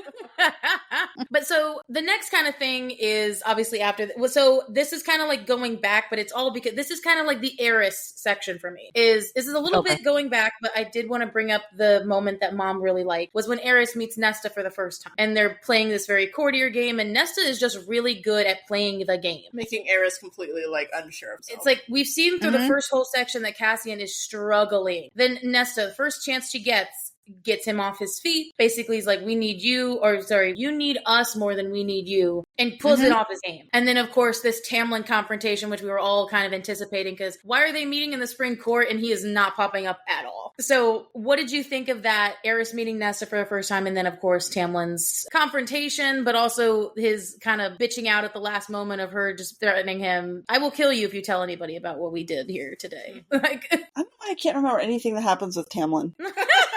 I mean, it wasn't a big scene, but like, is it because you don't care, so it's like, whatever? Or like...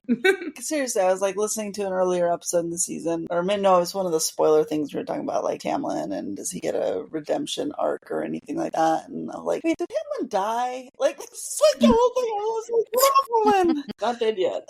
That's fair. I mean, I really enjoyed that whole thing. Nesta, and just sometimes, I mean, at this point, even right now when I was first reading it, I still didn't like her at all. Yeah. And that was just me. All her personal growth was great, yeah, but I still thought, no, I didn't like her. Okay. But I like the way she just, she'd look at these people. She walked by Hellion, didn't even pay any attention to him.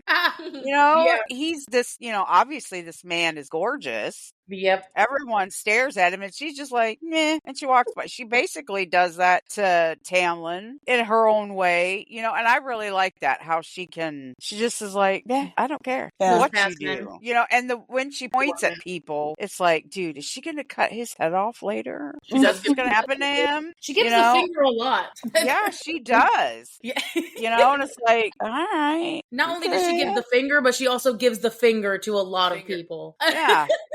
True, she does. And I don't think Eris knew what to think about her. It's like, because this first time meeting one of the sisters. He's never met even Elaine. No. So he doesn't know what they're like. He hasn't met his brother's mate. Yeah. And then Tamlin, obviously he's the one that took them to the cauldron. Mm-hmm. So she'll never get over that. Would you? Hell no. I'm not saying I would. Like I said, I told you this earlier, and I'm going to stand by it. I really don't give a shit what happens to him. I don't.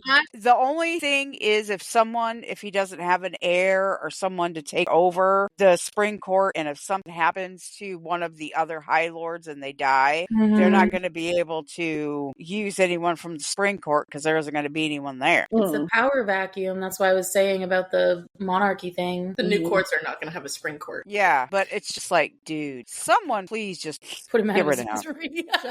Get rid of him. Here's my thing though about the sisters. I think that was going to happen anyway, without because like Tamlin wasn't really the reason why that happened. Ianthe was. Again, he was ignorant to it. Didn't even think Ianthe was bad at all. But like, so it was out of his own negligence. But he also wasn't the one that led them there. That was Ianthe full on. So I'm not giving him an out. I'm just saying, like, even if like Tamlin and Lucien weren't there at the end, that still would have happened. Probably. They were just really the run. Ianthe wasn't there. So the thing is, they don't have like the sisters didn't have like, especially when that moment happened, they might have been told afterward who did it. But like that was the person who they blamed it for. Yeah, they're going to forever associate that with him. Because he was there and Ianthe wasn't there. You can't just say, oh, you bitch, you did this. Which it was him. Specifically, Nesta did point, say all that shit to Tamlin. She also said, like, this, like, in her mind, she's like, this was the man that treated my sister so poorly. It was more the sister thing of he locked her in the house, he did all this bullshit, and then he also eventually led to that happening. So, I'm just saying that. Again, I don't disagree, Mom. You can full on hate Tamlin as much as you want. I think that still would have happened regardless, but yes, they do associate him with the bad things going on. So then I honestly, to Liesl's finally happiness, I did end up liking Eris in this last part of this book. Liking him, maybe not necessarily trusting him, but thinking that he is an interesting character, because especially then when it gets into Court of Nightmares where it's like, hey, you can dance really well, why don't you seduce him? Like, because again, going off of like what Liesl said about the rest of his soldiers are like ambush them at the prison. Again, they get away, but like he's like, hey, we need to talk, we need to figure out something with Eris. So it's like, I did think that part was a little bit annoying in the sense of like how much Rhys and Feyre gave to him there. We're gonna give him a made dagger, one of the ones I made, bitch. Excuse me? I don't know what's going on with this. Like, and I think they were trying to seduce him in the way of, seduce him to get him to talk, but not necessarily a marriage proposal. But I was like, holy shit, he is for her. Maybe not necessarily liking her, but likes. He wants her. She's powerful. She knows how to dance. And he's like, hell, you can have the dagger back. Just give me her. Can I give her? What did you think about, here you go, Mom. What did you think about this Eris seduction thing, but also his subsequent reaction to her and like this whole dance sequence? Yeah, I really like that. I mean, it's something that you wouldn't picture Nesta being able to do, is to dance like that, move like that, and actually suck somebody in like she did, because that's basically what she did. And it's like, as far as Eris giving the knife back or the dagger back, I don't think he realized what it was fully or what it could do. Otherwise, I don't think he would have done that. He would have just, I think, well, maybe not. I don't know. I don't think he's as bad as, he's portraying himself right now. And I think and that's at the end, but I think what Cassian says to him later on actually fits him. Oh, yeah. But and I really do want to know what happened between him and Moore. Oh, yeah. Because they never knows the truth. There's something there that we're missing that I think we need to know. Because he hints at it in the dance. He's like, hey, don't believe the lies they tell you about me. Exactly. Like, Moore knows, and she's just afraid she's known this whole time, but she's afraid to admit it. But she also said something similar to that in ACOSF. She did say that. Well, I don't need to explain myself to you, or like, the truth. And it's like, so there's something there. I agree, Mary. Yeah. But on this read, I will say, before we get Jenny's point of view, I was like, I wondered why he was so gung-ho about getting married. What is it about? Because when I read it the first time, I was like, didn't really think about it that way. But it's like, it seems like the marriage to a powerful person is something that, again, he's like seeking. But as a High Lord, you don't need to be married. Like, what is it about the marriage to someone, regardless as Nesta or Moore, because Moore, again, is a very powerful woman in her line. What was it about that like he just is, I think this is gung-ho, this is the way he needs to win? I think it's his dad. I think his dad is pressuring him because he's getting older. Eris is supposed to be the next in line. He wants him to have a wife and all that stuff. I mean, that's what I think. I think it's coming from his dad. Okay. Hell, maybe he's gay. We don't know. You're on that track. No, I'm just saying, maybe he is. I don't know. Tamlin and Eris.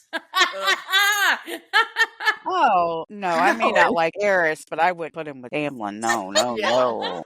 Don't do that to him. No. Yeah. But yes, Jenny, what did you No. think about that whole thing? I can't figure out Eris. Like, I mean, I know more, like, you know, because of the end, but like nothing he does makes sense. He's like, he just comes across as like kind of a fool. He's really wishy-washy. He doesn't answer any plot questions. Like, his whole thing is just because he's associated to his dad and what his dad's trying to do, but he's kind of like, I don't say he's like Lucian, because Lucian, at least you kind of see that he's like struggling with some moral and ethical questions, but like Eris, I'm like, what are you even doing here? And why was he so quick to like offer a marriage proposal? And he just seems really, flighty is not the right word, but like unprincipled. I don't know what his whole, you know, reason for being is. I mean, personally for me, like, I think like he's wearing a mask, which is fairly obvious, but like I think he's just so scared of Baron that he's like, well, I need to do something in order to dethrone Baron or to get Baron off my back. He needs a leg up. Yeah. He needs someone powerful And he's like, have on his back. Well, it's like, well, technically, yes, I have the Night Court's alliance now, but I still need a new like aggression. I need something else to help me. And, you know, I'm worried that maybe the Night Court will pull away, actually. So maybe a marriage will help or something like that. Maybe, but he's like just like grasping at straws. Whatever's going on around him, he's like, oh, I'm here. Maybe I'll try to make something happen. But like, there just doesn't seem to be any strategic. I know, he's kind of struggling now. Yeah. And that threw him off his game, honestly, because he was like, during that conversation, he was like going pale and stuff. You mean if Baron finds out, right? Not that he will find out. Yeah. You know, but I also think that if Rhys thought he was a threat, he wouldn't be there. That's true. And it did mention Cassian when, like, in the beginning, like when Cassian went to the house in the human realm and talked to Eris. Well, for some reason, Rhys does trust Eris. And it's like, yeah, so he does. Yeah, I think he, you know, read his mind or whatever and figured out exactly what he's doing. We just don't know the whole story yet. That could be. And it does say, sorry, another moment that it does say, because we're talking about Eris and I'll control myself, is it does say, like, also when Rhys was talking with Mor in ACOSF in Frost and Starlight, that for some reason Eris told Kier not to come to Valaris at all. And when Rhys questioned about that, apparently Eris had let Rhys into his mind, and Rhys then started trusting him after that. And it's like, we don't know what Eris showed him. We don't know what Eris said to Kier, but whatever it was strong enough to make Rhys trust Eris. Exactly. And especially now, you know, with Favra expecting, he's gonna vaporize anybody that gets too close that he sees as a threat. You know, I think if he would have seen, like, because you notice he's not out seeing people, right? He's not going out anymore on, you know, trying to talk people in other courts and all this. He's not doing that because he's gonna read people and he's, you know, oh, you're a dick. He's dead. Missed it. I'm serious. That's, you know, that's the vibe that he's given off. That's not what I'm laughing at, Mom. I thought you said he wasn't out seeding people, and I was seeding. Oh yeah, he's out spreading his seed all over the land.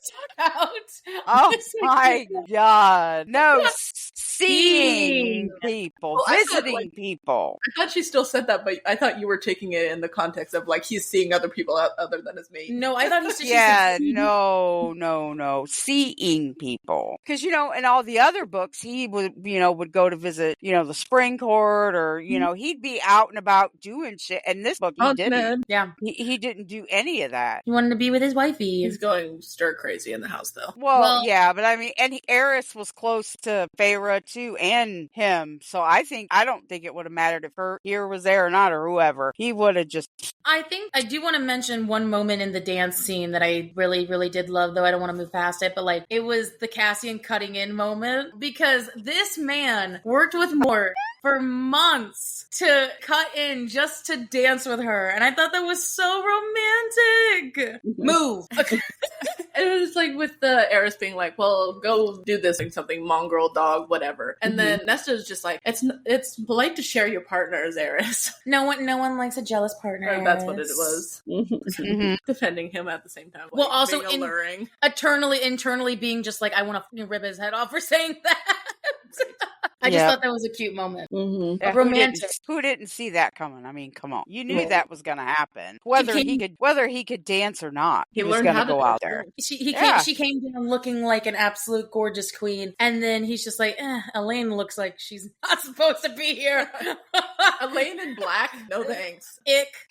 Yeah. I felt so bad because I forgot what I need to look back at the episode and look what I said, but he said she was like, he said something that was pretty like, oof. Like, Elaine is beautiful most nights, or is usually the but she's like looking like a sore thumb right now or something like that, and it was damn. So basically, the last thing I wanted to say about that kind of Nesta thing is I just wanted to bring up the stairwell progression again later when she does complete the stairs, which Liesl will bring up, but I appreciated how it went from she had this really big moment with Amryn and Feyre, and it was like she was having to repeat it because again she made it but out of anger, and now she had to progress again. She couldn't up make to it where anymore. she was, almost like a reset. I just didn't know if you guys had any thoughts about her moments. There's so many moments in the stairwell. I didn't know if you guys had any thoughts on it or that you liked it or da da da. I still think 10,000 stairs is bananas. Yeah, that's true. I mean, that's a lot of stairs, but it shows her progression in her believing in herself, getting back to herself each time, she goes farther and farther, and then having the reset. That's like, that happens to people. You're trying to better yourself or do better, and you just kind of slip back and you got to start all over again. Yeah. And get down there. So, and at least this time when she gets to the bottom, she doesn't go attack, Amryn and attacking. Yeah. We don't see, her riding Varian or whatever. That all, yeah. That was kind of hot, though. I'm not gonna lie. I was like, all right, Adam, girl. And they're just staring at her, like, yes, can I help you? Varian was horrified. He like grabbed some pants on, then ran out into the street. No fucks were given by her. I like that part. That's what I mean. She's just standing like in front of, fully naked. Probably. Although I will say, props to Varian though for like throwing up a shield between them. He did. I mean, she could have broke through that easily, but it was nice. The gesture was nice. It's the thought that counts. So my next big thing was very much just finally Valkyrie. This was badass. All of these moments were good. So I just wanted to get, first of all, the ribbon test, where they had to cut the floating ribbon, floating in the wind ribbon, cut clean in half. I feel like it sounds easier than it is. And it was the fact that was kind of their version of their initiation as a Valkyrie warrior, and then them symbolically putting the, it around their head, kind of Ninja Turtle bandana this situation. It's a Valkyrie now. I thought it was kind of funny when they were like, let me try. And then they like, it's almost like a cartoon, like yeah. That's like the image that I had in my head of them just like trying fruitlessly to, The first one was like the serious one, but then it's like, wait, no, let me try again. Oh, wait. Because it sounds easy. Like, it seems like an easy thing, but it's not. Right. Then Cassian does it like perfectly, like, whatever. Oh, yeah. Mom? I think that's, you guys are right. It's like, that really does sound easy. And then you're out there and it's like, no. And Jenny, I pictured the same thing sometimes, them out there. God damn it. You gotta get it this time. The more they try, but then it's like, okay, then they gotta step back and focus. And each time they get a little bit better, and it's it's like anything else. Practice enough, you're gonna get it. But right. And I was glad. Was Gwen the one that did it first? Yes. Or it was her, right? Okay, I was gonna look because I want to make sure I was right. That I thought was appropriate. Oh yeah, definitely. Yeah. Emery's they all have been through their own thing, but I think Gwen being the first one was how it should have been. Really symbolic, yeah. I mean, because she was the first person to come join Nesta in training, too. Yeah. It's also cool because Gwen and we'll get into this more when we talk about, like, the actual blood right, but it's like, she seems kind of like the leader in a way of doing stuff first, or like, and eventually she ended up being the person who got into training was the most into it. Yeah. I feel like. Yeah, because she's so unassuming. She wasn't really ambitious or any of those things, like, and so she's like, not showy at all, but like quietly successful. No, I was just gonna say she got Azrael's attention. was like, he just dead stopped, and it was like, he's looking at her, and it's like, he's getting more intense and more intense. It's like, all right, what the hell does that mean? And I'm like, I hope they do end up together. I hope they're mates. Gwen Royal for the win. I really do, because, I think she could bring him more out of his shell in kind of a quiet way, like she does everything else. I don't want to say she's sneaky, because it's not sneaky, but she just has that way of bringing the best out of people. Yeah. She's this light, sunshine. Yeah, she's genuine, and I think they would be good mates. He's not expecting it either. I think it was the backslap from Nesta of just being like, "You're the new ribbon ass." Like, remember how she was with the ribbon? That's you now. Yeah, exactly. We have never seen him like that. We have never seen him taunt someone like that, of just like, you guys can't do it, so we didn't really think of a prize. And she's just like... Which, honestly, we've talked about this before. Azrael's humor and his cockiness, it's like, it's subtle, but it's there. Yeah. Cockiness, yeah, that's what you're thinking about. Well, I am thinking about his cockiness.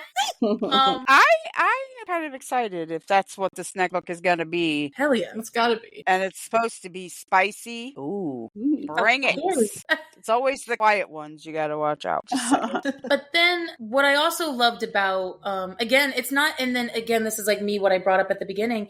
It's not just them that finish the Valkyrie test. The others do too. They all eventually cut the ribbon. They all eventually become Valkyrie. And then this turns from and again, it doesn't always have to be this way, but it changed from we're going to get taught how to defend ourselves and feel strong to they're literally training like soldiers. Yeah, military. Where it's like they all have to, the one sit up, this one hurt me. They all had to do crunches, and then if they were any at a sync or if anyone stopped, they had to start over again. Yeah. Oh God, we'd be starting over constantly if that was me. Be over, yeah. It'd be over. It's like, just make me just sit down. Well, actually, it would never be starting because I wouldn't be able to sit up at all. No. I'd be like, yeah, no, not me. And it was also the changing also from, they kind of formed their own triplet units where there was 3 of them, because then there was Rosalind, Ananka, and Deirdre. They had their own like unit, but they started their own trios, but then they're also fighting as a unit. Like Cassian, it was them versus all 11, 12, whatever dozen of them versus Cassian and Azrael as a unit, which again is kind of precursor to them getting prepared for the actual blood rite, but not realizing it. Hella foreshadowed. The blood rite was so foreshadowed, and somehow I still missed it and like was so shocked.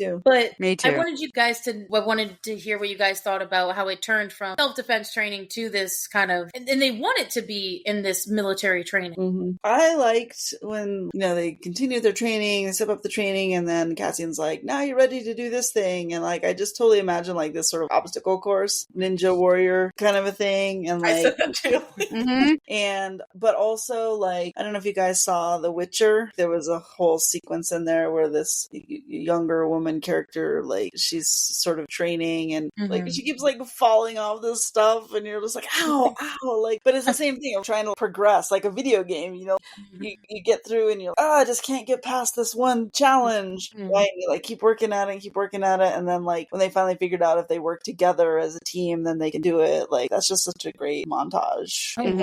I agree. When I think of that American Ninja War, whatever that is, I always think of them big Q-tip things. Did you guys ever see that where they stand on the pedestal and they try to whack them?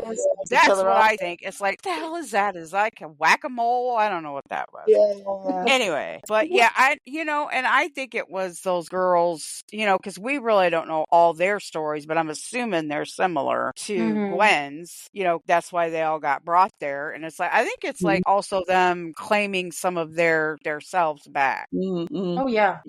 As they get better, and it's like Nesta, they're kind of doing a Nesta journey, I think. That's why I wanted to see Clotho in there. She'd be a perfect damn general. I mean, she could be their I'm sorry, but I think she would be. She'd just be standing there on the thing, maybe not writing out her things, telegraphing. It's like, okay, you go over here, you go over here. Sorry. I think she could be a general's advisor. I was very pleasantly surprised at finding out that they just wanted to continue. Because they could have at any point just said, hey, we can obviously continue training, but this isn't going to go any further. Versus like them being like, no, we're actually intrigued about this shit. We want to learn it. Keep teaching us more. Which made it so fun. And then, of course, the blood rite qualifier that they had no idea about Mm-hmm. And it was the fact that when we reread this again, me for the upteenth time, figuring out that it wasn't just one version. It was like, and then this kind of turned very much Hunger Games near at the end, where it was like it's almost like every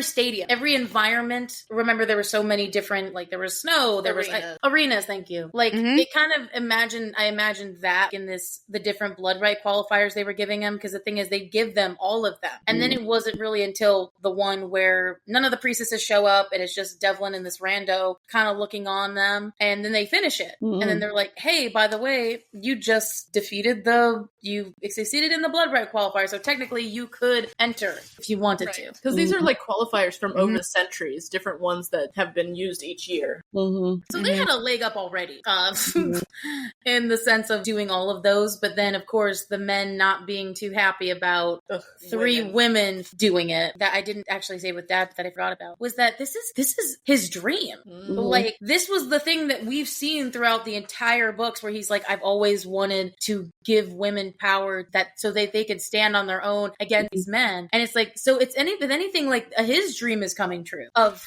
women actually beating this thing. And so it's like, it's so monumental. So I just wanted to say about that. He's also like, Devlin, you see this? This is what the Lyrian females could be doing. Exactly. It's a big fuck you to that dude. Get him anyway. Yeah. He's been the most outspoken for women, Cassian has. I mean, Azrael and Rhysand, but I think he's been the most verbal about it. So, yeah, that's pretty cool. Agreed. See, I'm starting like Dad now. He's here. But I'm like, oh, yeah, that's pretty cool.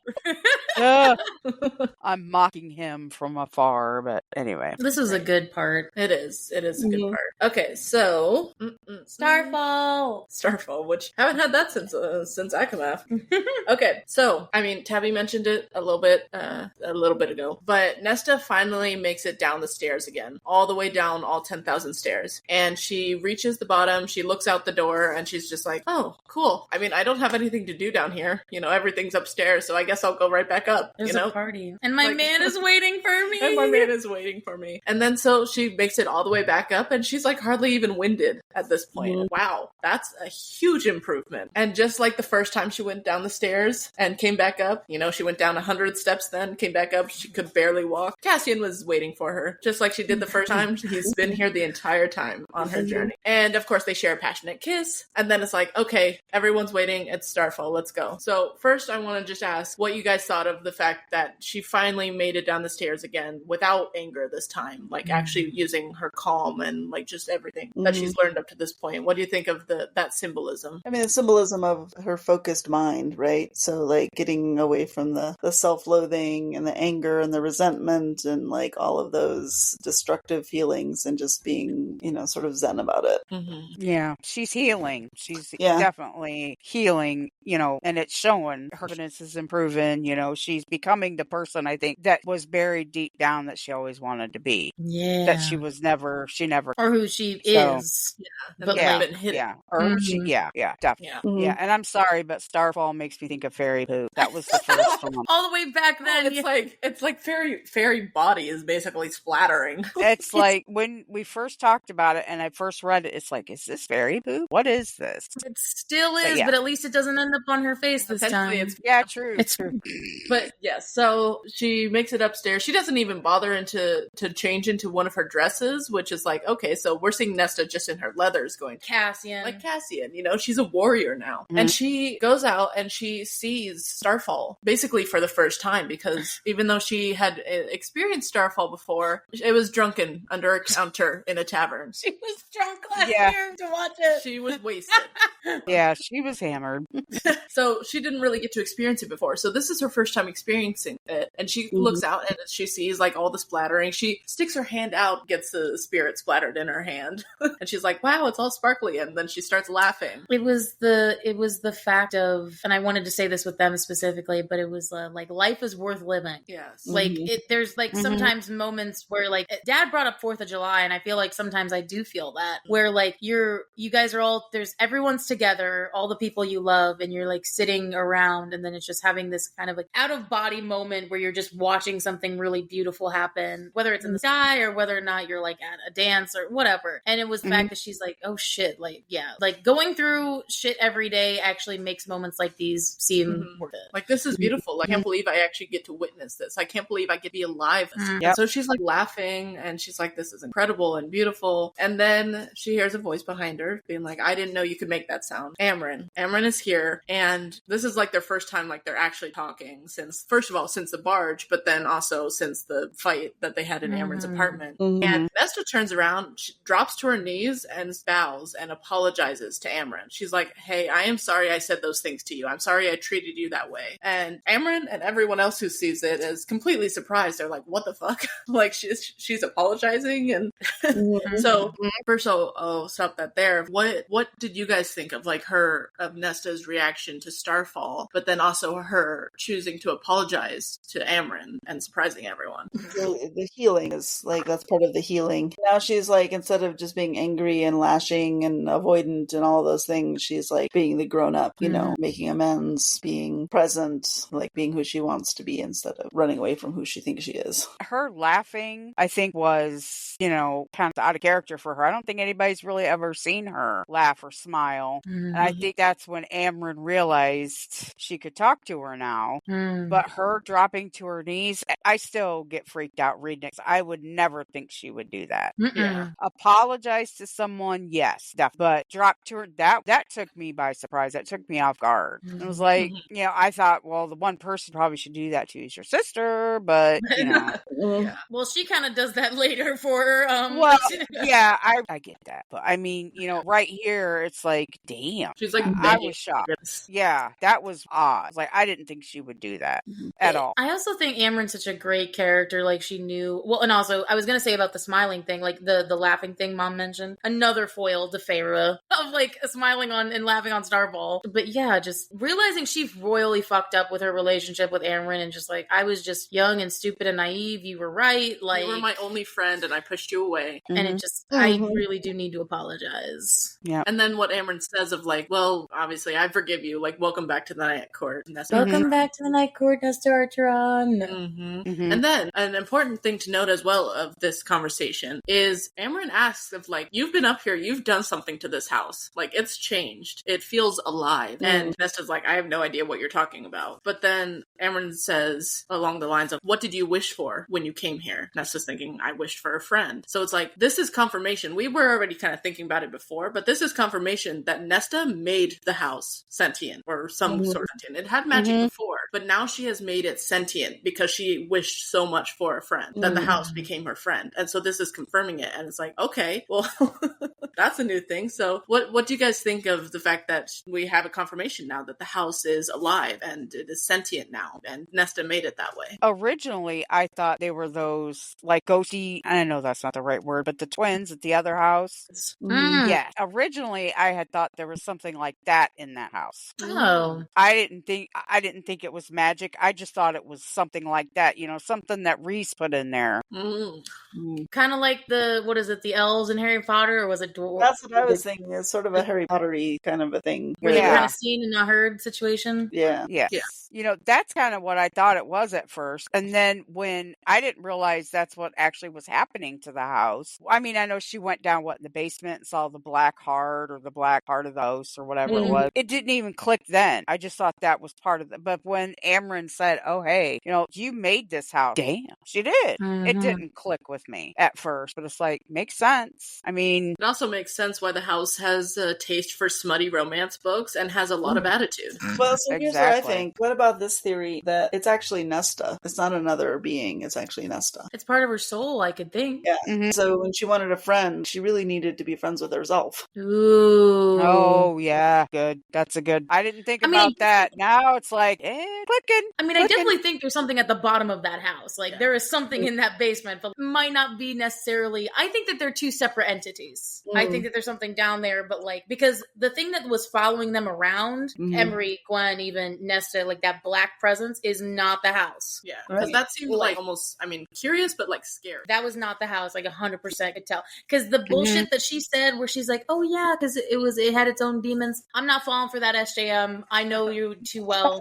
It's two separate things. Yeah. So at the bottom of the house, and then I think I agree with Jenny that the metaphor here is she ended up like actually liking. It's almost like the house was her Mhm. or who she wanted to be. And Right. then She when put she it into finally, the house. the house is her Horcrux. Well, yeah, and the black goo or whatever is in the basement is actually her magic part. Or, Mm. you know, the part, that's what I kind of thought, you know, the part she keeps burying is what that is, that black part. Mm. Okay, so jumping forward a little bit, we have 5 days after solstice, after they have their mating, even though Nesta doesn't know what it is. She's like, oh, I can't get enough Cassian. Anyway. Frenzy. Basically, 5 days later, Cassian has already gone up to Illyrian camps because he can't stand being around her because he's too hungry for her. He runs away like a bitch. She runs away. So instead, Nesta decides that she's like, well, I feel kind of lonely up here at the house alone, so I'm going to invite the girls up. And they basically have a girls' night. They have a sleepover up in Nesta's room, and they take advantage of the house, speaking of the house, and they're basically like ordering things from the house of, hey, we want cake, we want a feast, we want bubble baths, and we want a mini Pegasus and Christmas trees and like all of this stuff. Just random shit. Like all of this like girly stuff too. So like they're summoning all this stuff, and then they have a moment of coming together and they make friendship bracelets. Specifically, they make friendship bracelets where they're not making their own, they're making it for the next one, like they're making it for a different one. And then all of the bracelets have a charm on it, and they're like, oh, we should make a wish on the charm. And Nessa's like, no, let me make a wish on the charm. And the wish is, no matter where we are, we will always be able to find each other. So what did you think of, one, the girls' night and using the house for this fun time, because that does sound like a fun time, and two, in the friendship bracelets and this charm? I like that they just had like a silly slumber party, and the way slumber parties go is you just keep getting sillier and sillier, you know, with the unicorns and cake and bubbles and like just like all this stuff. Yeah. You know, it's just really, you know, they could just relax for a night. Yeah, girls. You know, they probably weren't really ever able to do that, just to giggle and have fun. Yeah. You know, and I knew when Nessa touched those charms that something was going to happen with them. I wasn't sure what, but I knew it was going to be something. They're gonna get separated somewhere. Well, obviously, yeah. I mean, I wasn't expecting the blood right either. Right. But I mean, obviously, you know, they were going to be separated, and if they were ever in trouble, I just really thought the charms would take them to, you know, to Nessa. Teleport. But I figured it was going to do something. I thought the beautifulness of that scene, this is where like SJM gets me a lot, where it's like, again, we can have, there's obviously moments where it's like, okay, that's not realistic. We can dispel this as fantasy romance or whatever. But it's in really these moments where it's friendship and family and all that, where it's like very, very relatable. And even to the point where it's like, yeah, I mean, even if somebody, or like, I don't know, bonding, I think does it really good with her books. And, you know, where the side character, and I'm going to say this right now, I've said this off camera a lot, I think she's the better romantasy writer in the genre than a Rebecca Yarros in Fourth Wing when it comes to having the side characters have a very, very prominent role outside of the main story. Yeah. She sets her her side characters up way better than, and I only say Rebecca Yarros just because that's one more readily available, but even like some of the other ones that I've read, it seems like SJM is the queen amongst them to make these relatable scenes, and then to make it come back when something else happens, where it's like, okay, we did have that bonding moment, instead of people, because a lot of guys and people in general, it's like, when you think of Twilight even, it's like, well, they didn't even, or it's a Romeo and Juliet, they've only known each other for 3 days. And it's like, there's buildup, there's tension, there's moments where these girls are like actually coming together and becoming like sisters, so that when the shit does hit the fan with them, we feel it, and we feel the pull to be like, I need to find them. And I just don't think that there's anyone else that I've read so far that does it as well as her in this genre. Maybe in other genres, but not this one. It's hard to do that. It's hard to create, you know, not hard, but it's hard to, you have your main couple, you know, that usually the focus. The side people are just, you know, you see, they sprinkle them in, you know, kind of, you know, sprinkle. You see a little bit about them, and then you don't hear about them as much. She's guys way more involved in the storyline, so that way she can easily switch to different couples or different things if she wants. Yeah. I think you're right. That's why the books are so, she writes it that way. And I'm only just saying that in a Rebecca a Yarrow sense of just like, she has like a great story and great characters, but there's not really sometimes an investment with some of the side characters. Mhm. I like them, but there's not like a sense of like, oh, I'd read a whole book about this people, because I don't get that same investment. Exactly. So we finally have this moment of peace of, okay, she went up the stairs. She's, happy in her relationship. They finally talk things over. And then of course they have to have like an end of book fight to where like they're in the streets. It's like her first time really outside walking around with him like that. Walking around where it's like they don't have anywhere to be. He's being very territorial of her. And then of course they have this fight in the streets where like, I'm your mate for fuck's sake. Why can't you just admit it? And then she finally uses her deal on him and just like, go away for a week. Calling in my favor. Yeah. So what did you guys think about that? I was trying to think, why are they fighting again? I can't remember why they're fighting after it, because this is after. Basically, it's like they're in the street kind of just walking around, holding hands, and then basically the topic comes up of, well, we're mates. Or, sorry, Nesta doesn't really want him to, like, be kissing her in the street. PDA. PDA for her. And he's like, well, why can't I? And she's like, well, does that make Feyre any less of a warrior if she's seen kissing Rhys? And he's like, well, no. It was just the territorial nature of it. And then Nesta Out pulling in the bullshit public. of like, well, if I use the word mate, then I lose the last part of my humanity. I mean, people argue for all kinds of reasons. That's just like things that happen. Mm-hmm. But it's interesting. She didn't like the PDA, but they can have a PDF, public display of fighting.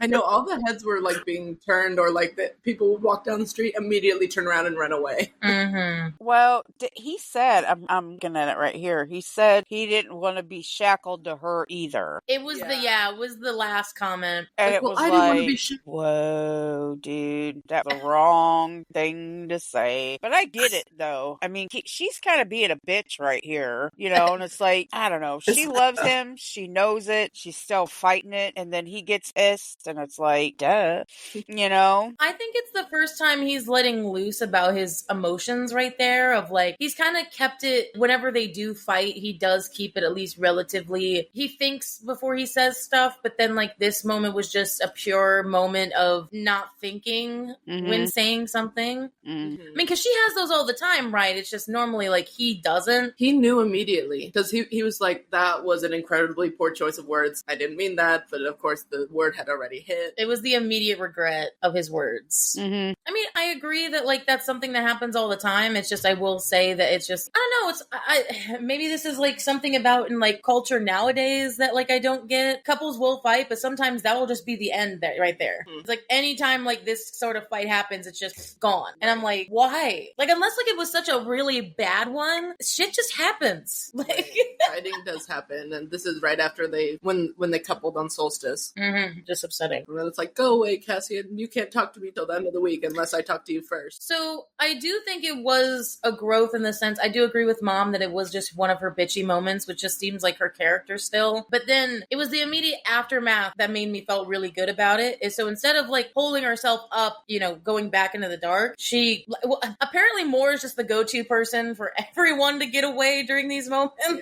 So Moore takes her to Emery's house up in the Illyrian Mountains. And then Gwen also shows up the first time she's getting out of the library. And this ends up happening to her. Oh, I know. What a bunch of crap. So, Poor yes, thing. Jesus. They're at the Illyrian steps and they all get stolen in the night. So what did we think about that? I don't have big thoughts about it because that's just how the plot moves. I mean, that's what happens in adventure stories is people get abducted and then they get unabducted. This actually shocked. I was not expecting it at all. I'm like, what the hell is going on? Why? Who? You know what I mean? It's like, who would do this to her or them and why? And then it was like, oh yeah. Well, I remember when we first read this together and I was like, yeah, it was shocking because I guess I didn't see the setup. Like, I didn't either. I didn't know where what was going to be the big event of the end of the book. I had no idea what that was. And to see that it was going to be them going into the blood rite, as soon as they got chloroformed, I was like, oh no, Because like the only time Illyrians have magic is one night of the year. Night. And it was the fact of hearing that it was I smelled a man. It wasn't Cassian. It was a stranger. And that's when she started fighting. Mhm. Yeah, it was. But that's when she heard a scream down the hall. Like that. Like if I had a friend who like never been out of their house ever, and then I hear them scream, I'd be. It was terrible. Yeah. They were just afraid. Well, I mean, we eventually learned by the end of this was all a rigged setup. This was planned. So happened to have completed the qualifiers. Well, and actually, the whole plan was just to get Emery. Like, Braylon says this at the end, like, it was not to get the other two. It was just because they were in the wrong place at the wrong time. To get Emery so that it would cause Nesta to break the law and get her. Mm-hmm. But then it was good because they ended up going in together, which was even better. Made it better. Yes, I just want to see what you guys felt about that. I thought the final was going to be them with one of the queens coming directly at them. I didn't think it was going to be this. That's what I thought. I figured it would be a queen of some sort. One of them. The old hag one, probably, but... It made me think of Amarantha again. Mm-hmm. It made me think of a long setup game of, again, good, fun villain types, where it was like a long game. I'm going to do everything in my power to make you weak before our final battle. I'm going to monologue. Yeah, that never works. Monologuing never works. The Incredibles. Right? What happened to the dude at the end of Incredibles gets sucked up. No gates! Drum, you mean? Okay.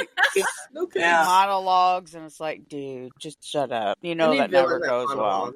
I did have one thought though. So like when the guys go to find them at Emery's place and they're like, oh my god, they're not here. But like the intro to that is like going back to the fight is like, you know, Nesta does this impulsive thing where she calls in the bargain. She's like, go away. Makes it so like, he's like, oh, she's gone for a long time before he can even come look for her. I feel like if you were going to make one of these bargains, you know, with the whole like tattoo and the magic bargain, stuff like that, you should like think about it. Like when you ask a genie for a wish.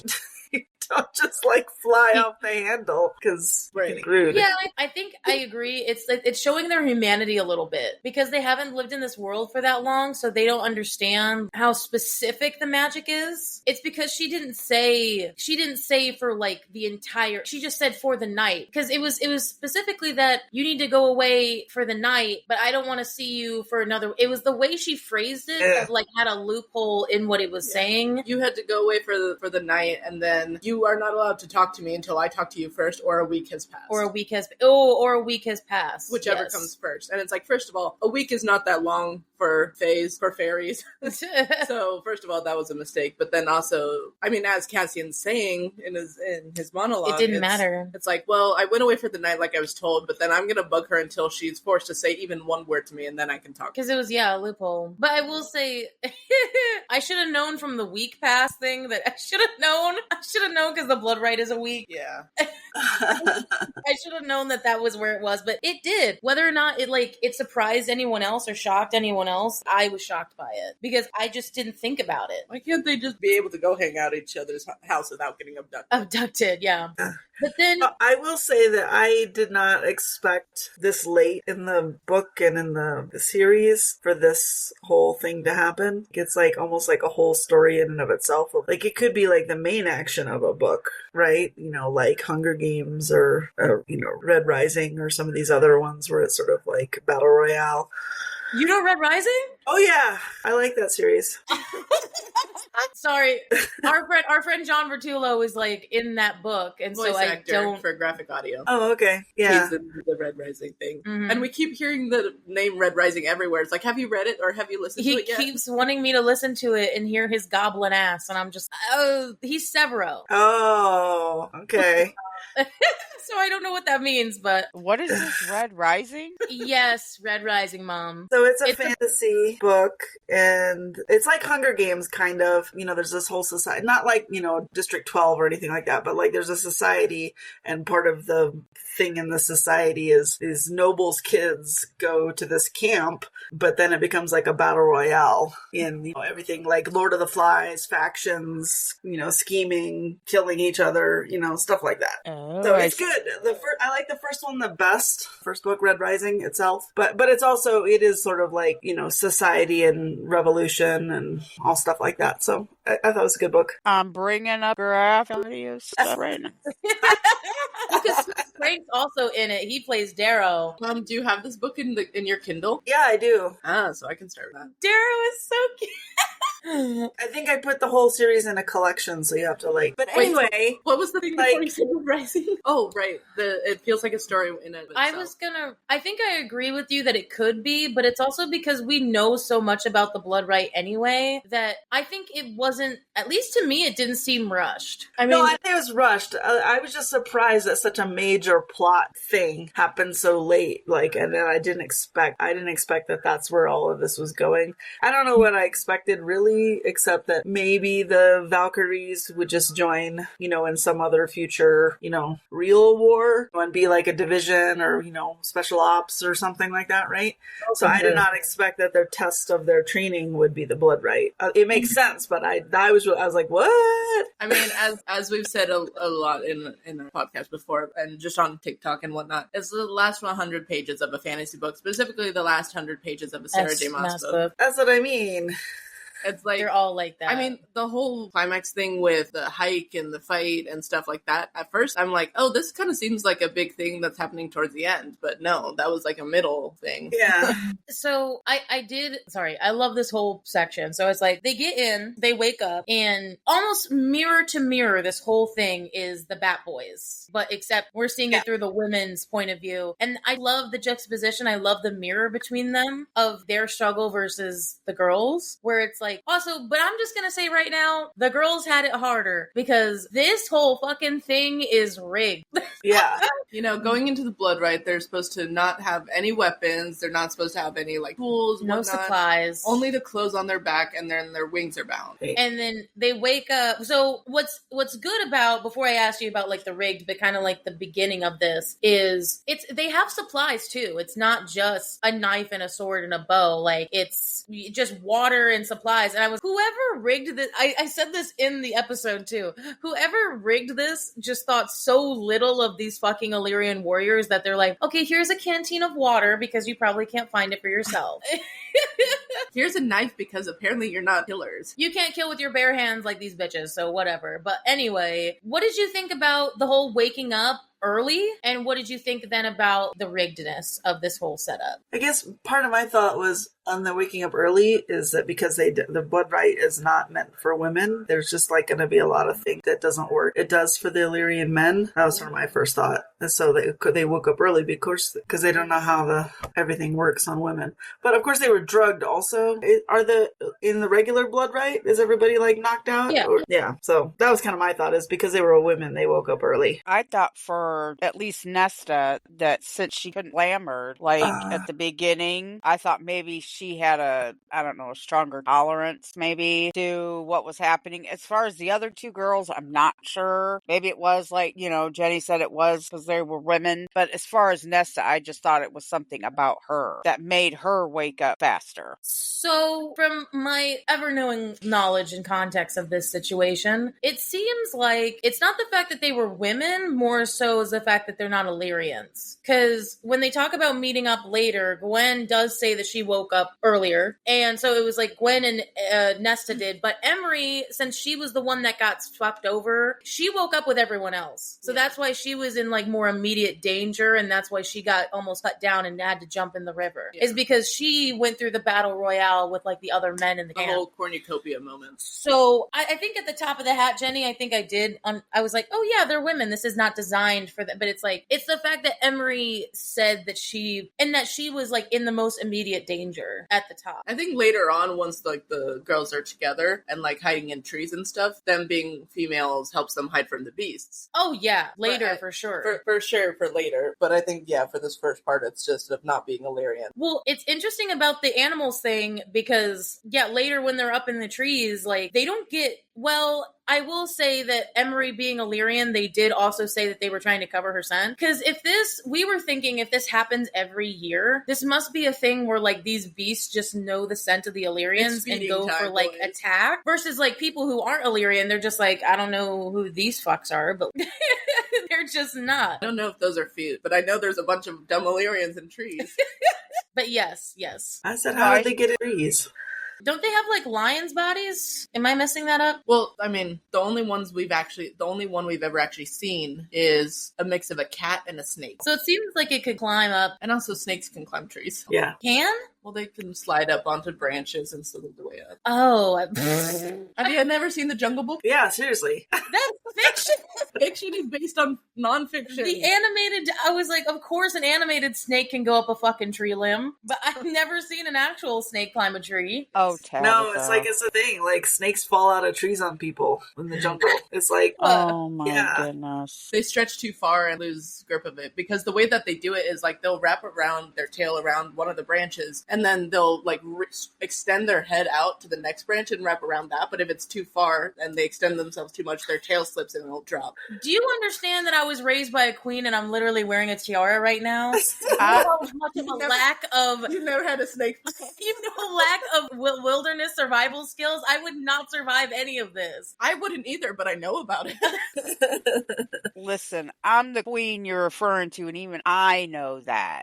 So come on, dude. Seriously. You have never been in a fucking jungle. No, and I don't plan to be, but I do know that snakes can fall on people's heads, and I do know they can climb trees. Yes, I have seen The Jungle Book. Duh. And they can climb onto roofs and get in gutters. Yes, they can open doors. No. They can come up through the toilet. That's like one of my fears, though. Stop. Yes, that is an irrational fear I have every now I'm and gonna then. be like hovering the rest of the day. That's like one of my fears too. It gets stuck in my head sometimes. It's like, nope, I'm not going to the bath. Really gotta go, but the snake's gonna get me. But like specifically, like I think of those outdoor bathrooms that have like the deep tanks underneath them. I'm like, there's gonna be something in there. Ew. Each of the three, I guess, sisters, the trio, they were, as Tabby said, they were put into basically similar situation as the Bat Boys were. They were separated to all three of the campsites, or not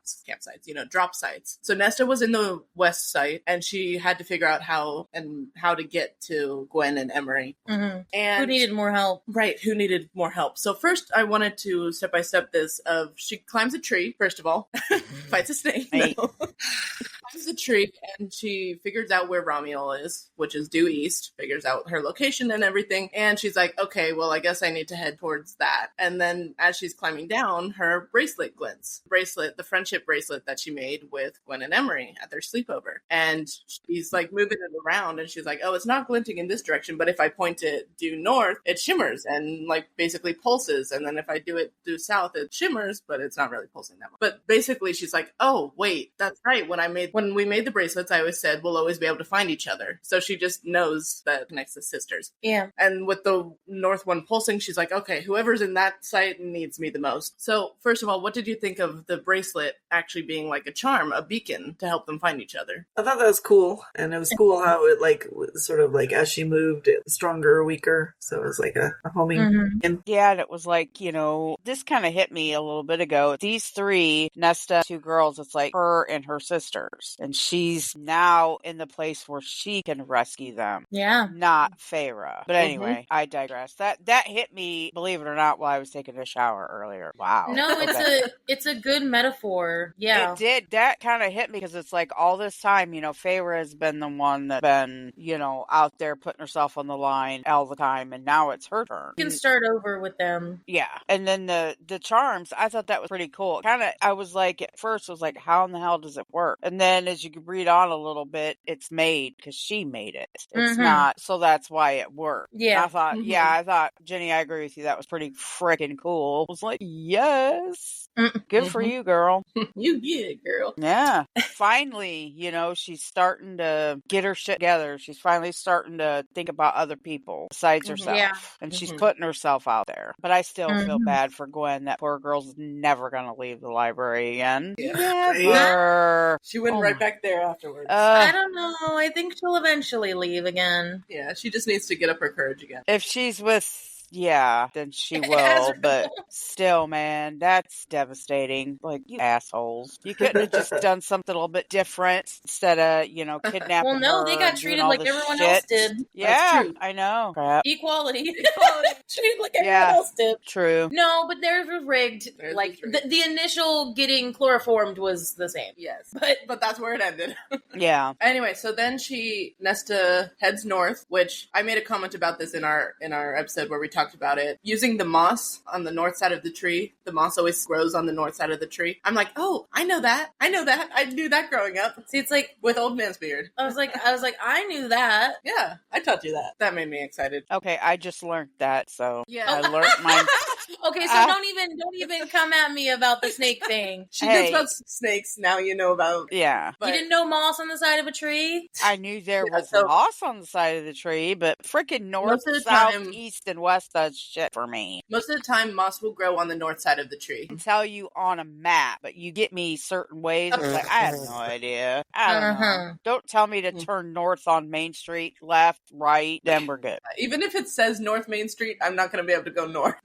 No. Yeah. But then then Nesta heads north, and she finally makes it to where the north site is. And she overhears, like, these two Illyrians talking, filling up canteens, might I remind you, Rig. And they're talking about, like, pity that bitch got away. The crippled bitch. Oh, yeah. Pity that crippled bitch got away, which is how we knew it was Emery, making comments of, like, oh, she would have been great entertainment. It's like, ugh. Then Nesta goes downriver, finds Emery, and swims across it naked to reach her, and then straps her together with the nightgown and then the bowstring, and somehow be able to swim right back across the river. What a rescue. What did you think of Nesta saving Emery in that way? I'm curious whether the practice right or whatever, all their training, whether there was any swimming involved in that.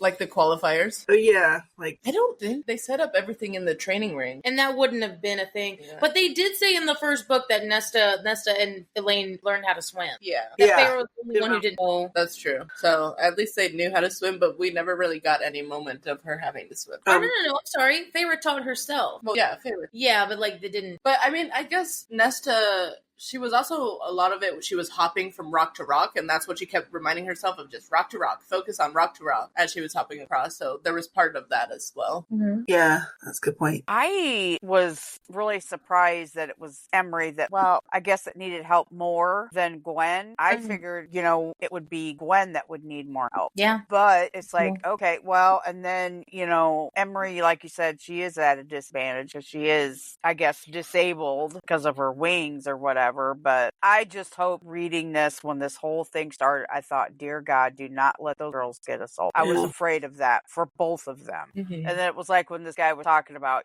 having fun. If they did, I hope Nesta just eviscerates them. Well, Emery was also at a disadvantage. She didn't get to wake up early like they did. Would be fun. Kind of was like, I don't know. When I first was thinking about it, I just really thought, my first thought was Gwen. Needed help, would need more help. Yeah. And Mom, did you have any thoughts on Emery's rescue? No, I just, what I said before about like you have to be a pretty badass swimmer to go across a river and then go back with a human with you. Yeah, that's true. Yeah. And it's a cold river too, so that numbness setting in. Yeah. And then once Nesta and Emery are there, they're like, sun's setting, we need to find a cave, we need to find somewhere safe. Then suddenly someone comes and Nesta's like ready to fight, but he's just like, there's just a cave over there. We meet an Illyrian named Balthazar. And he stays in a cave with them throughout a night and then just leaves them be in the morning. So what did you think of the whole Balthazar interaction? Who the fuck is this dude? That's what I want to know. Why was he there? He's got a name, so he's going to end up appearing again somewhere. But who sent him? Somebody obviously sent him to help her. At least that's what I think. Yeah. It's like, okay, we got a name. Boom, he just appears, and then, I'm just going to leave you alone. No. This guy, this dude is something. I don't know what, but he knows who Nesta is. That's true. I'll let Jenny say what she wants to say, and then I'll comment. Yeah, I mean, like my first thought was like gave like feelings of again Hunger Games and how Katniss and what's his name ended up in the cave together. Peta? Yeah, Peta. That was my first impression because random dude, cave, injured people. Random. Just that one guy, the love interest. Yeah. Yeah, who gives a shit? That was my first thought. But I mean, I guess I'm different from you guys because like I am not trying to predict the ending of a story. I just go with it. Okay. I mean, like I might be suspicious of somebody, but I'm not like trying to figure out who they are or whatever. I'm just like, huh. But like where apparently it's supposed to be everyone is killing each other. Why is he suddenly being nice and helping them? Right. Well, because like a lot of these things, you create factions to get through the first part, and then at some point your faction turns on itself, usually. Here's the thing. I'm not someone who predicts when I'm reading the book. I will always do that when I'm on a reread. Mom knows this probably more than anyone. When I'm reading a book like on itself, like the reason I get shocked at a lot of the things is because I'm not actively thinking as I go on what this is referring to later. So that's why a lot more times, often than not, like I get shocked at something even though I don't know. I could have seen it from a mile away. I just am going with the flow. Now, because I've read this series so many times, yes, I'm actively thinking, who is this dude? Why is this happening? My brain is running a million miles an hour so much that even when I'm reading a book for the first time, I will pause in the middle of what I'm reading and think, oh, what is my prediction? What am I going to think? Thank you, Mr. Jones, 7th grade literature. What is my prediction of what's going to occur? And then when I read and it's like, oh, if it's right, I get super excited. But like, yeah. I just am always predicting in the middle of Mom, aren't you kind of similar? In a way, yeah. I mean, when I first read stuff, I don't trust anyone. Yeah. You know that. I don't. And this dude, and it's like after reading a few of her books, it's like, okay, we have a name, and he does, so that means something, because she just doesn't randomly give things names and then they just disappear. Mm-hmm. So who sent this guy and why? Right. 2 more thoughts off of what Jenny said about the factions thing. I do agree that most of the times in these battle royales, one of those, but it's like, this is kind of like an every man for himself situation unless you go in knowing that you're going to be in a group. So it's like having a rando come out of nowhere and be helpful is not some, because a lot of the time when they would say at points during this whole stretch, they'd have people walk by them not doing anything. Like they would say that they would pass Illyrians and nothing would happen. So it's like none of them are like, if they're going past them, they're not helping. Mm-hmm. It's either a neutral, okay, kind of like the man wave of like giving you kind of a hello and then on your way. Yeah. Or they're just outright trying to kill someone. So it's like him is just because we know this right is so specific about that. It's like, yeah, why is he being more helpful? Because as Illyrians, they're not supposed to help each other. Right. You're supposed to figure it out by yourself. If you cannot find a cave, you are not worthy enough to be a warrior. You're not a male. Mm-hmm. So it's like the fact that he's even helping at all is, I think, I agree with Mom in the sense of like someone either sent him, or in my case, what I'm thinking is he's trying to do it for political gain. Mm-hmm. Because as soon as he know who Nesta is, he's like, I'm not going. He literally says verbatim, I do not want the wrath of Feyre Archeron, the High Lady. She doesn't even say her name. She just says the High Lady. What you noticed, like, he's specific about the High Lady rather Not than Reese. He's worried about how she will react. Feyre Cursebreaker would not forgive me for killing her sister. Yeah. Cursebreaker. That's not even what he says. Not even High Lady Feyre, just like Feyre Cursebreaker. Yeah. Honestly, I wouldn't be surprised. Okay, how many Illyrians actually know her nickname? And I'm going to tell you right now, he could be just fucking morphed into somebody. He could be glamored as a warrior, but he's not even an Illyrian. That's wild. He could just be some outward force, like glamored up to look like an Illyrian that's not. That's freaky. Maybe he's douchebag. Cameron. Eris? No, the other dude. Oh, apparently Nesta likes the monsters, I guess. Like she I just love the how monsters. immediately you said douchebag and I knew you meant Coach J. I mean, he could be. I don't know. I mean, as we see later, like he morphed into Briellen, so possible. I would not put it past a magical book to have morphing in it, especially when we have seen shape-shifting abilities in the sense of like glamour. So that's true. You know, he doesn't show up in the book. This is definitely like one of those like moments of what do you think more so than not. So yeah, I did think it was weird. Like, so they just like stayed the night together in the cave, and then like in the morning he's see ya. So random. Yeah. And we don't see him for the rest. Naked. Yeah, so He was naked. Oh, yeah, she was naked. But she trusted him to like lean up against her and Emery. Body heat. And then just the last point I'll have on this point is they make their way down south to the south site and they find Gwen, or rather Gwen finds them with a very angry Illyrian beast. We run into Bellius again, which Bellius is like used Gwen's nightgown as a trap to like draw them in, and then captured them, and then was about to be like, oh yeah, I get first crack at the high fae bitch, and like I'll take the Illyrian anyway, pervert. So Gwen is actually the one that saves them from that. So what did you think of meeting up with Gwen and this whole seeing Bellius again, and Bellius with his group and all the weirdos the other faction, I guess. The other faction that we've seen. I thought it was cool that Gwen was like freaking out, like she was like super level-headed. Mm-hmm. That was my main impression. I was like, okay, cool. Yeah, she wasn't like panicking, even though she was literally like, curled up in a ball. I think we all kind of underestimated her a little bit.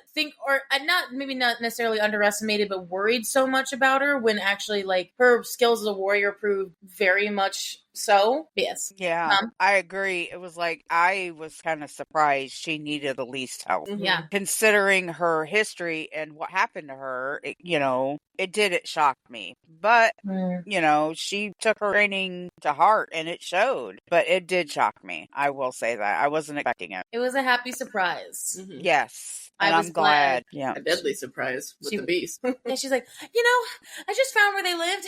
I learned that they're nocturnal and they get very angry when they get woken up in the day. Yeah. Most would. Okay, cool. So then the three of them, now finally reunited, start making their way towards the mountain. They start making their way towards Ramiel. And they make pretty good time. They're making good time going around this whole thing. And then this is the moment where they start showing off their fighting training. They run into groups and different factions of Illyrians, and they have a full-on battle where they're showing off their Valkyrie. Like, I'm thinking Wonder Woman in that one city of, like, just overpowered, super cool warriors. When the Amazonian women are training in the first movie when you saw it. Yeah. So, first of all, what do you think of, like, them, like, working as solid Valkyrie unit and just taking down these males one by one and not even faltering until all of them are down? I mean, it makes sense because that's what their training was all about.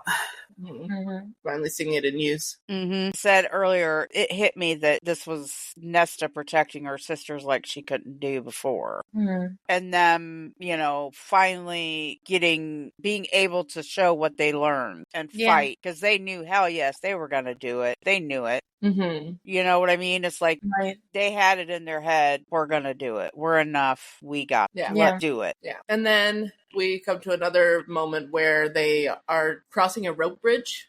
Classic. There's always a rope bridge that one has to cut. Mm-hmm. Basically, they race another faction of males to it. Well, that's the one they fight. Well, it's a set group, but yes. It's basically the same moment. They just finished taking down this one group. There's another group. Mm-hmm. And they make it to the bridge first and start running across. However, Gwen gets shot through the leg with an arrow. The thigh, bro. Yeah, straight, clean through the thigh. And she's like screaming like, cut it, just leave me. And they're like, hell no. They like do this whole winch maneuver with rope where they tie themselves to a tree and then shoot an arrow towards Gwen for her to wrap rope around herself. And then they cut the bridge. And she plummets, but then slams face first into a cliff and kills a bunch of Illyrians from making them drop. What did you think of that whole bridge fight scene and like Gwen getting shot and just cutting the bridge? I mean, it's action. It's like sort of classic.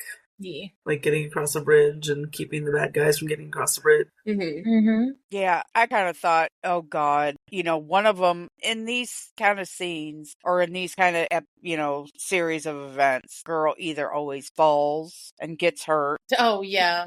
You know what I mean? But I mean, this way, she was legitimately shot. So that made it a little bit, I don't know. To me, it made it a little more real, I guess, instead of them always falling, running and falling. And then the other thing was, they made it. They got across. They saved Gwen, even though she smashed her face in the wall or whatever she did. Then my favorite thing was the guy that yelled fucking bitches, right? And then after all of that, Emery's like, oh, shut up. Find something new to call us. Yeah, it was like, yes, I like that. Yes. After all that shit, they still ended up with some humor. Crack me up. I will let you know that Gabriel Michael was the one to say that line in the graphic audio. He just had another extra cameo line. Yeah, he he just- said fucking bitches. Is that what Yes, he he said? did. Oh, that's hilarious. Yeah, him and Henry Kramer do a line of. He was the one that said, Oh, pity that crippled bitch got away. "Yeah, she would have been fun on the cold nights or something like." That. I was like, "Ew." Henry Kramer said that one. So I'm just gonna say about this scene though that was like at least so important to me was the fact that it was again she didn't have to be super precise with the bow, but like they never got taught Illyrian bow techniques. And so she had one arrow, one to use, and she's like, well, my sister taught me one time, and it's like it came in helpful. For her to say for new sister. It was a nice moment of a callback of Feyre teaching her about that. And then I will say, I think what shocked me about the scene was that I forgot that the Illyrians were tied up, like their wings were tied up, because I was like, okay, it's not going to matter if they get hit off the bridge. I mean, they'll just fly. And then I was like, oh no, wait. Yeah, they can't. All the fly. ones on the bridge just plummeted to their deaths. I was like, okay, that's kind of neat. Probably screaming very girly. I kind of Wilhelm girl scream. I think I just forgot the stakes for them having their wings bound. That I don't even think they thought about that. Yeah. They're so used to having their wings. They're like, oh, that shoot, it made we're it falling. So that's what made the action scene fun to me. Is that those like few moments. And so they finally reach the base of Ramiel, and they climb up into a tree with some effort, tie themselves to the trunk or the night, and then they have this. They finally open up about their past because they're trying to decide of like, hey, do we go up Ramiel or do we just wait for the rest of the week in here? We have one more day, pretty much, and this is the last tree on the tree line.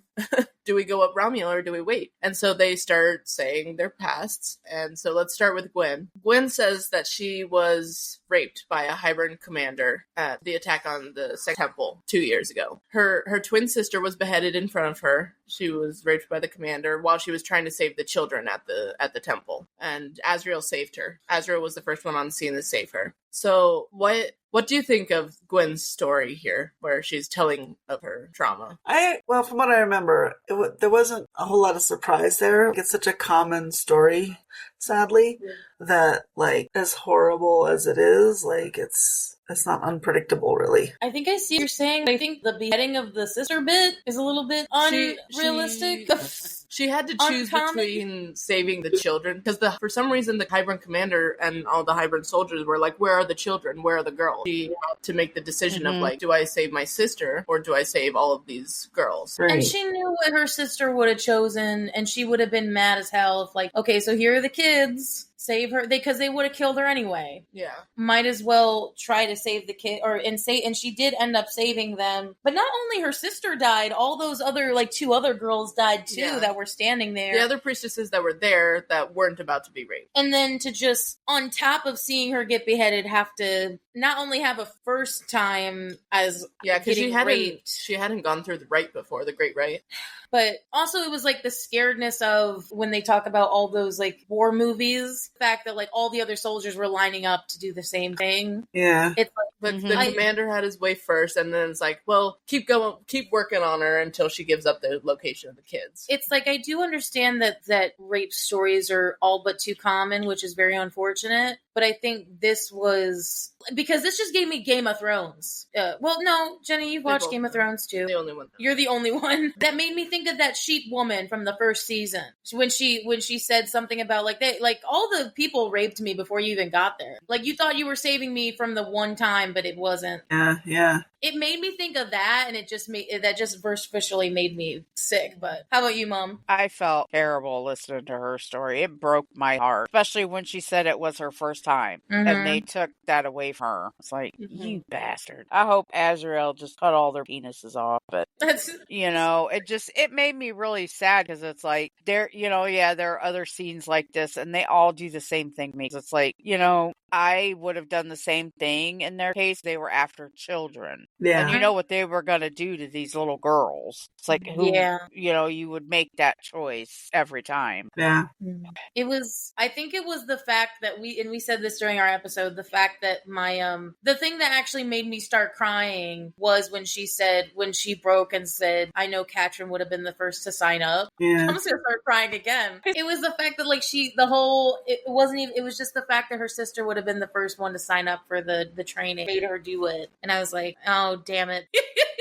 Pulling my fucking heartstrings. Damn it. It's definitely very heart-wrenching. So Gwen sharing her story encouraged Emery to share hers, which Holy fuck. Emery said, so previously we had heard that Emery's mother died giving birth to her and she was left with her abusive father. That's what we had heard before. But hearing this story now, her mother was actually alive while she was growing up and took the beatings from father. So she had to watch her mother get beat up. And then once her mother died, she had to bury her mother herself. He made her do it. He made her do it, and then he started beating her, and he kicked her wings, very forcefully, if I might add. And it's so, it's terrible. But what did you think of Emery's backstory? I mean, we knew, just how she reacted, her father and her brother and all that. We knew it was very abusive and violent. So it just fills in the details a little bit. But again, I guess with Gwen's story, children are your sister thing, that was pretty terrible. But this, yeah, they just beat her the fuck up all the time.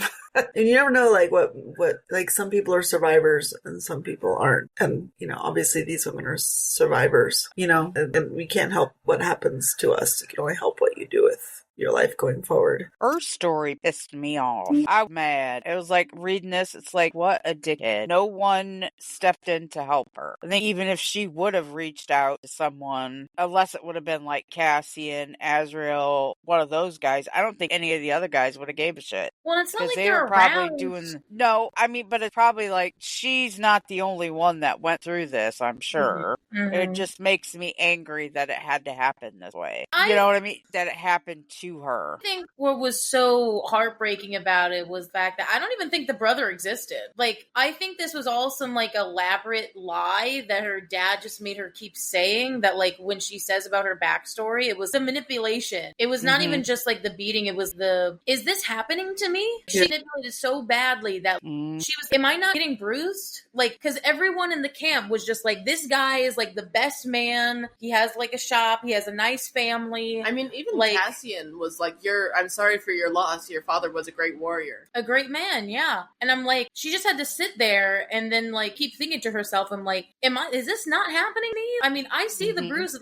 She said only the beaten, battered bruisers made her remember that it was real. And I think it was on top of the mental fuckery that just was happening, that just is insane. Well, and then it's also the layered fact of not having a family to go to. That whole other family that she keeps talking about that doesn't give a shit whether she's alive or dead, or they just want her gone so that they could have her shop. Yeah. It's it's not she had anyone to, Mom said, go to for this. And or she said, a lot of the women probably in the Lyran camps do go through that and they just don't know it. Yeah. And it's God damn it, culture is so fucked up. At the same time, it's honestly real, very realistic in the sense that of parallels our stuff, because there's women that go through this stuff all the time too. And just, dear God, it made me tear up for sure. I don't tear up a lot during books, but this definitely made me tear up. Oh, I do. Yeah, this did me too.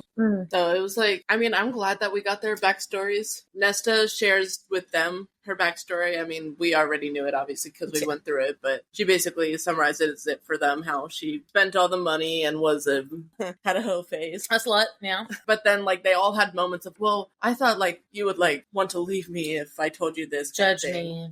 I thought you would judge me, and then they all have a moment of, no, we are strong together, and then we are going to take the break.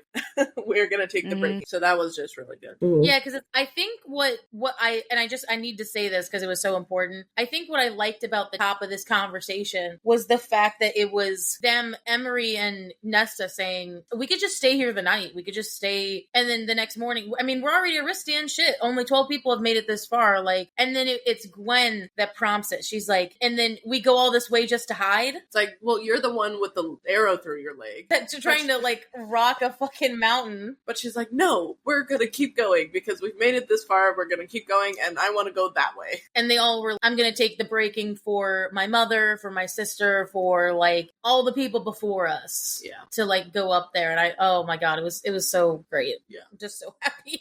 So they're taking the path of an alias and the breaking, but of course, the path that the Bat Boys took. And the hardest path to go. Yes. But switching more into, I'm going to call this the filler arc, the continent adventures of Azrael and Cassian, because they're just commercial breaks. A lot of it, and I will say Sarah J. Maas does this, and Mom knows this more than anyone, she likes to hide shit and things like this. Me reading it the first time didn't think anything of this. Right. Going multiple times, hell yeah, there's so much hiding in here. So basically, from before, Eris was kidnapped. Who cares? I'm sorry. Well, one person cares. She does. So basically, right at the top, they're just waiting and spying on the palace. So not really much happens there except for the fact that they keep just panning over to Cassian. And what did you think about the waiting, but like, what did you think about this back and forth? Is it something you didn't like? Is it something you liked in the text to have a break, or what about it? My first thought is that, let's see, like, you could tell it two different ways. You could say, well, here's what all happened on the mountain, and then meanwhile, this is what we were doing on the continent. You could do the mountain first and then come back and say, oh, well, this is what we were doing this whole time. But I think that flows less good, like, because it's such a climax of the mountain. But there's also sort of, necessary part of the story on the continent that's happening, because that's actually been the main drama of the book. And so I think you have to tell them at the same time. Otherwise, it would be really clunky and weird to, tell them serially. Yeah. I kind of thought it was like a little busy, I don't want to say busy work, but something to keep his mind off Nesta being on the mountain. Yeah. How much of a coincidence is it that it was, they were going to be gone a week. This thing was a week. I mean, come on. But, you also have to look at what happened with Eris and read in between the lines. There is a lot that if you're not paying attention, you will miss, which I found the second time when I read through it. It's like, I missed some stuff. Yeah. It's like, oh shit. Yeah. It's like, well, okay. What the hell? You have to understand Eris's importance, whether or not you like him or not, like, because the fact that he could be controlled and, like, they could torture information out of him. Like, again, he doesn't know too much, but he knows enough to tell them stuff that they didn't know beforehand. Right. And it seems like Briellen knew way more than she let on, which they didn't know that. They probably should have guessed that, but, like, I mean, again, they couldn't guess it. So this part was a little confusing, so that's why I wanted to, like, talk it over, was because this is basically Cassian, Azriel versus Kosechi and Briellen at the end. So they're waiting, and then Eris comes out in a wagon. Briellen is, like, there as well, and Eris is in a carriage out, and it looks like he's next to Briellen. Now, we figure out that that's not actually her, that is Koschei making a projection of her, kind of morphed himself into it. With shadows. Which is interesting because it seems he's bound to the lake, in quotes, but he projected himself farther, all the way from the palace to the lake. So, and again, I don't think it's confirmed if that is the lake, but it's a lake. I don't know. It's a little confusing, but it kind of seems like it's his lake, but it's interesting that his bounds go way farther than, like, what they said. It takes 3 days to get from that palace to that lake where they were, so it's like, that's a 3-day distance. And honestly, it probably was the middle lake. It had to have been. And so Eris, obviously, they thought, there was like a moment there where they thought Eris was a traitor, and it was like, dumb fucks. He's under the control of the crown. He was under the control of Crown, but I don't want to go into that, but basically he was in control of them, and then Kosechi reveals himself that he is not Briellen, but it is him, and Cassian's the one who realizes it, and then Briellen kind of just pops out of a tree. So she was there the whole 3-day, and see, that's what I was saying about the 3 days. Because if the crown is in close proximity, was it the initial crown versus... You don't like that it makes sense, does it? We were debating something. We were debating whether or not Koschei was mind controlling him, or if it was Briellen, because if Briellen was like 3 days away from him, was he actually enveloped by the crown, or was it Kosechi? I'm not sure. We still disagree on it, so she's just mad because, like, my thing made a little bit of sense there. I mean, it makes sense. I'm not mad about that. I just still disagree. But I just wanted to see what you guys thought of this whole Cassian, Azriel, and then Eris and Kosechi thing. I wanted to see what you guys thought about that. My main thing that I thought about it was, of course Eris was being controlled. How did they not see, like, that was even a risk? I was like, come on, guys. Like, Eris, like, going over to the continent. I don't know, and Eris has been so weird this whole book. It just seemed obvious to me that he was being controlled. And, like, for them to be surprised, I was like... Are you saying he's controlled for the whole book, or just this?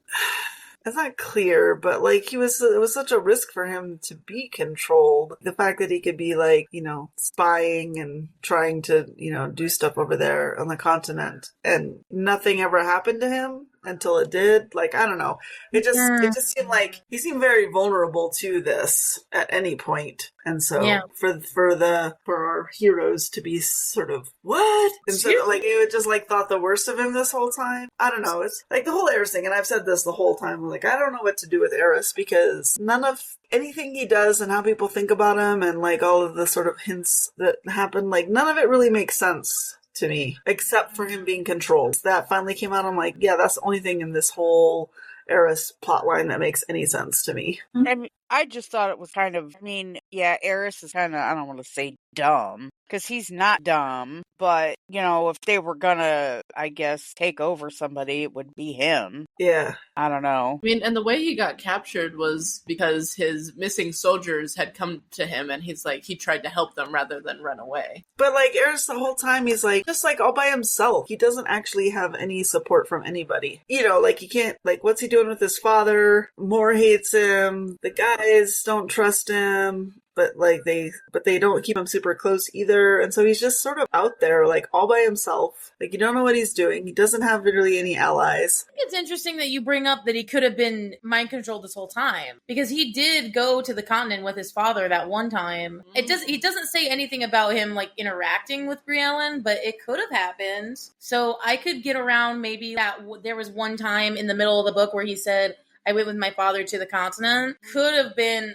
a turning point there. Because I think at the start of the book he wasn't, but then I could see where Jenny could think that, and I could see some evidence there to support that. But I guess like the whole hypothesis is that when he did get, like Liesl said, kidnapped by his soldiers, Brielle enthralled him at that. So I do see an argument for it being like a little bit before. Kind of being weird for the rest of that. And now he's finally free from it. But that would be wild. Yeah, that's, again, see, this is what's fun about these books is that I can look back and find it. I would not find that in the first one at all. Yeah. The first read. And then be like, no, but he did say he went to the continent one time, and that happened to Bellius. It happened one time.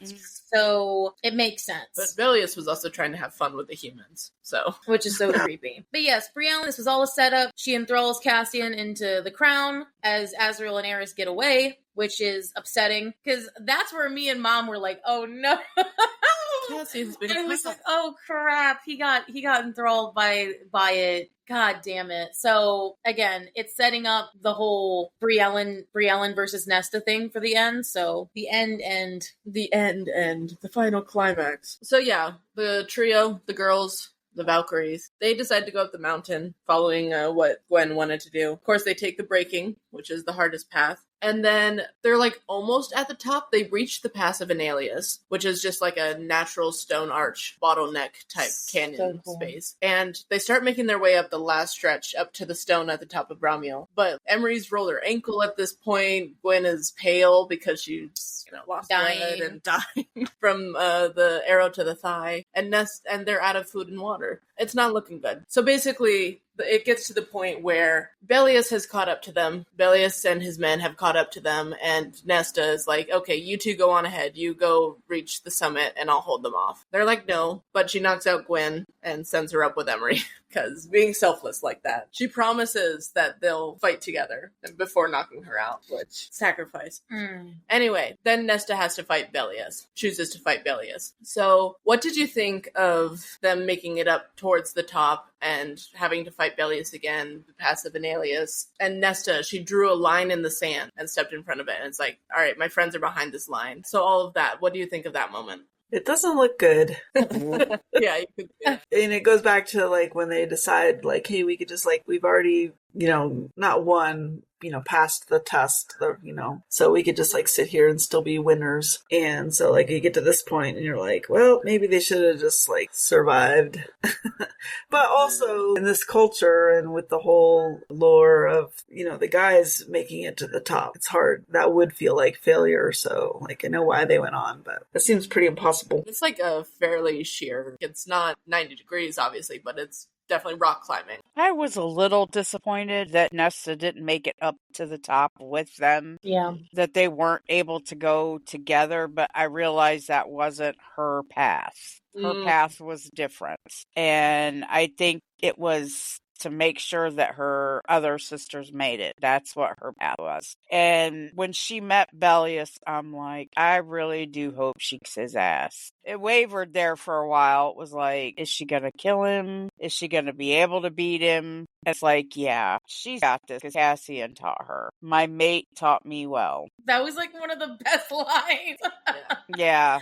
So there were so many multiple moments in here. First, I loved the fact that Emery was just so happy about being in a place where her ancestor had never been. This is a thing where like no one in their culture can be up here unless it's for the right. Like they can't ever again. So it's like I have been where none of my ancestors have been before. It was a very, I mean, again, I don't think me and Mom are people who have done a lot of climbing mountains or like climbing like and shit. But the thing is, I've had a moment where when we went on our hike that there was a moment of seeing something so pretty that it felt like not many people have seen it. And it was just like a very visceral moment for me. And then I loved the fact of her.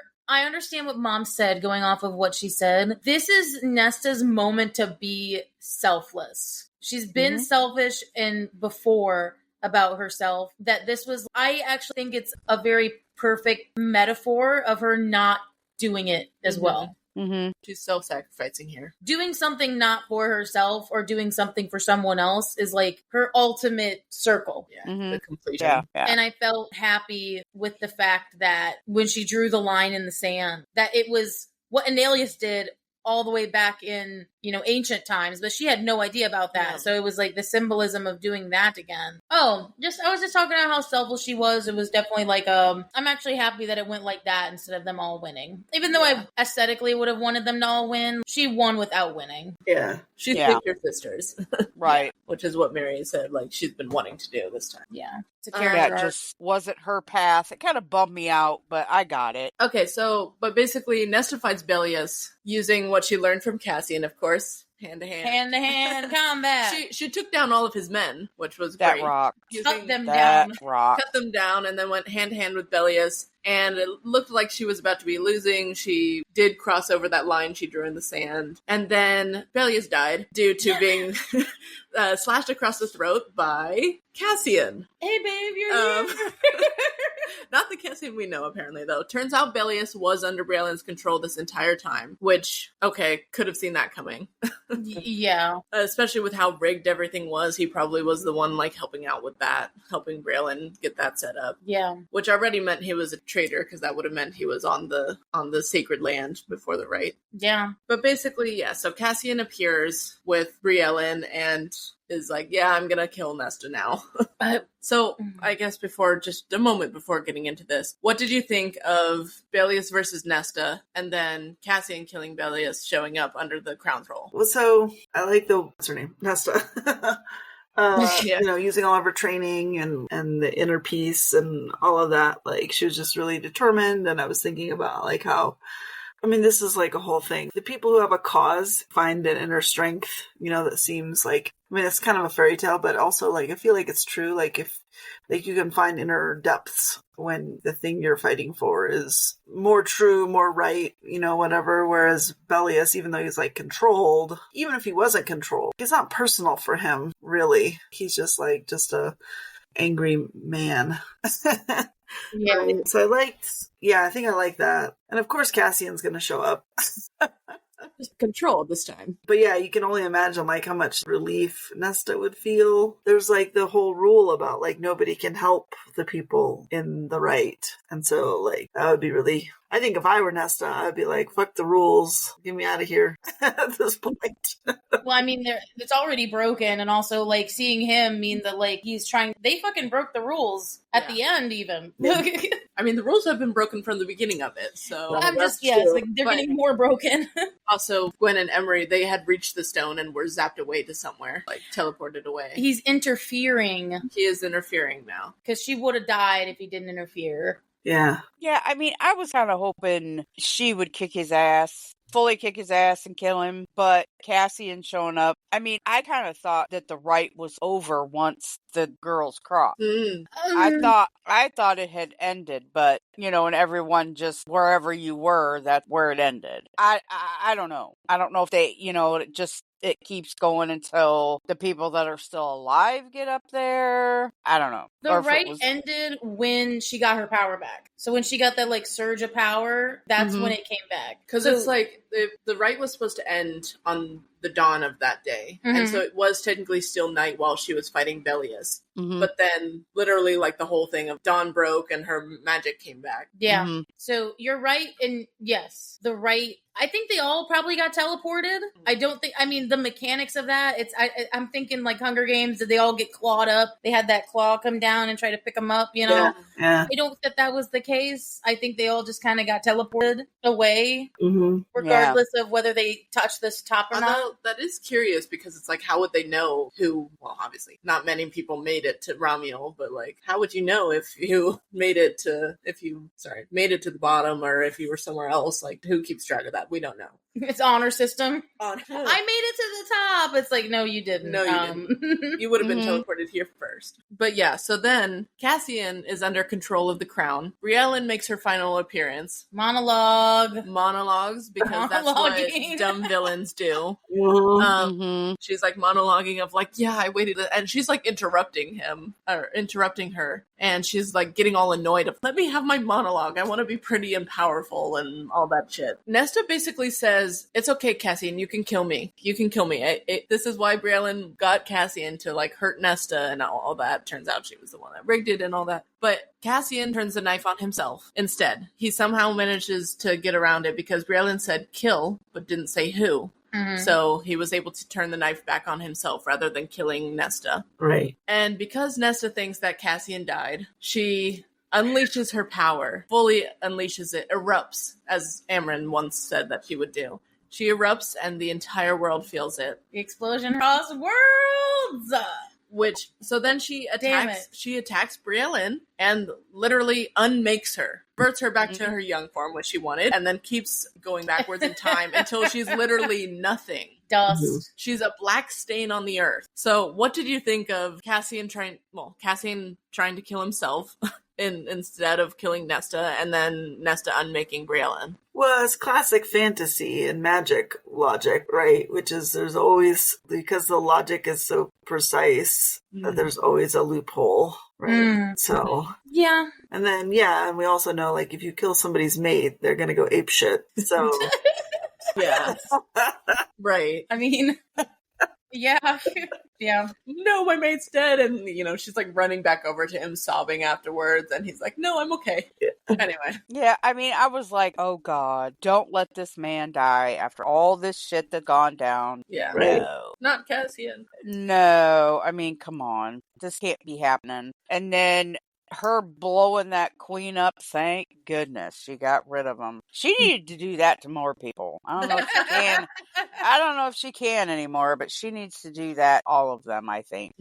So I do want to say that her monologuing was interesting to the point where she said everything was set up. Even Nesta looking for the items, it was basically, she pulled an Amarantha move. She basically said, you did the work for me. I wanted you to do it so that you could, just the threat of me doing it. She's like, I unveiled all of this. I have so many spies, which is, it leads to thinking, who are the spies that she's talking about besides the ones that are gone? And the fact that she said that this whole thing was, there's only one person that I know that you would trade the trove for. So here he is. Right. The fact that I've completely forgot. Briellen was basically demanding that Nesta give her the trove. Yeah, because the whole thing with the signature and the fact that Briellen can use it, but it doesn't seem like she's as powerful as Nesta, where she can just kind of snap her fingers and teleport it. Right. Because as we see in this last part, Nesta can just will it to come to her without with the magical protections even on it, which is something Briellen, it seems, cannot do. So Nesta has like a little bit of, a lot of leverage there. A lot of bit of leverage. I appreciated the subtle setup of her saying that there are still spies that you need to be wary about that we don't know of. While also showing that Nesta has, even if, like Mom said, even at the end, she maybe not has her full power, has the ability to summon it at will, the trove, which begs the question, can Elaine do that? or is it just Nesta? It's Right. like So the Trove thinks, or Nesta's worthy of using it. yeah, I guess found I her kind of worthy. think, yeah. I did appreciate also the Cassian moment of I do agree with Jenny at a point where it's like, yeah, if you try to go after a mate, like they're gonna go ape shit. I also the last thing I'll say about that is I appreciated the thing that Amryn said all the way back then. She's like, make sure when you explode, girl, make sure it's heard across worlds. And I was like, she did. Yep, she did it. I appreciated it so much. Yeah, Cassie. I figured I need to lay down while you did that. Yeah. She's like turning him over of like, where's the blood? Where's he injured? And he's like, I'm okay. Just like, I figured I probably should lay still while you were. It was a metaphor of her doing it immediately and letting her power do it when she could have did that for her father. Mhm. It was a moment, but like she actually did it this time. So I appreciated that happen. Mm-hmm. But yes, as we continue, the end. Dear fucking God, you thought that the blood right, the outcome, Briellen's dead. Da da da. We don't have to worry about that anymore. It's not over. More appears at the top of Ramiel with Azrael. It's Feyre. Mm-hmm. Yikes. Yeah, that's right. The other point during this whole thing. This is such a yikes. So Feyre is going into active labor 2 months before her baby's supposed to arrive. So preemie already. Yeah. This, oh my God, part is just awful. It's so sad. I will say that there is a point of contention in the fandom where they get pissy about, and I'm going to say pissy because this is my opinion, about how they don't know how a C-section works. And it's like, because magic's involved. And here's my thing. And I want to hear what you guys think about this setup to this scene is like, they are in a fantasy world. Like electricity does not exist. It's not like they know about modern medicine. They do have magic, but it's like magic has its limits. So at least to me, I don't think that this necessarily seems like a dumb thing to happen. It sounds like very Renaissance, very like Game of Thrones style scene. Like this did not make me mad or shock me at all. But I wanted to hear what you guys thought about that. I mean, C-sections have been a thing for thousands of years. Like they're just safe now because we can do surgery, and usually, like in the before modern medicine, usually C-sections would kill the mother because there's just like so much bleeding. But at least they would save a baby, and so it's the same thing. Like what happens here, it's like they're both gonna die if we don't do something, so we have to do something, and so that's the choice. Given that it's not a modern world with electricity and modern medicine, they didn't call it a C-section, but like it's a thing that healers knew that they could do to save a baby. Did know about it. Like she did say, Manja technically did say of like, yeah, we can cut into her, but like she's probably gonna die. Yeah. There was a scene in what was it? Not House of the Game of Dragon? Thrones. Yes. House of the where Dragon.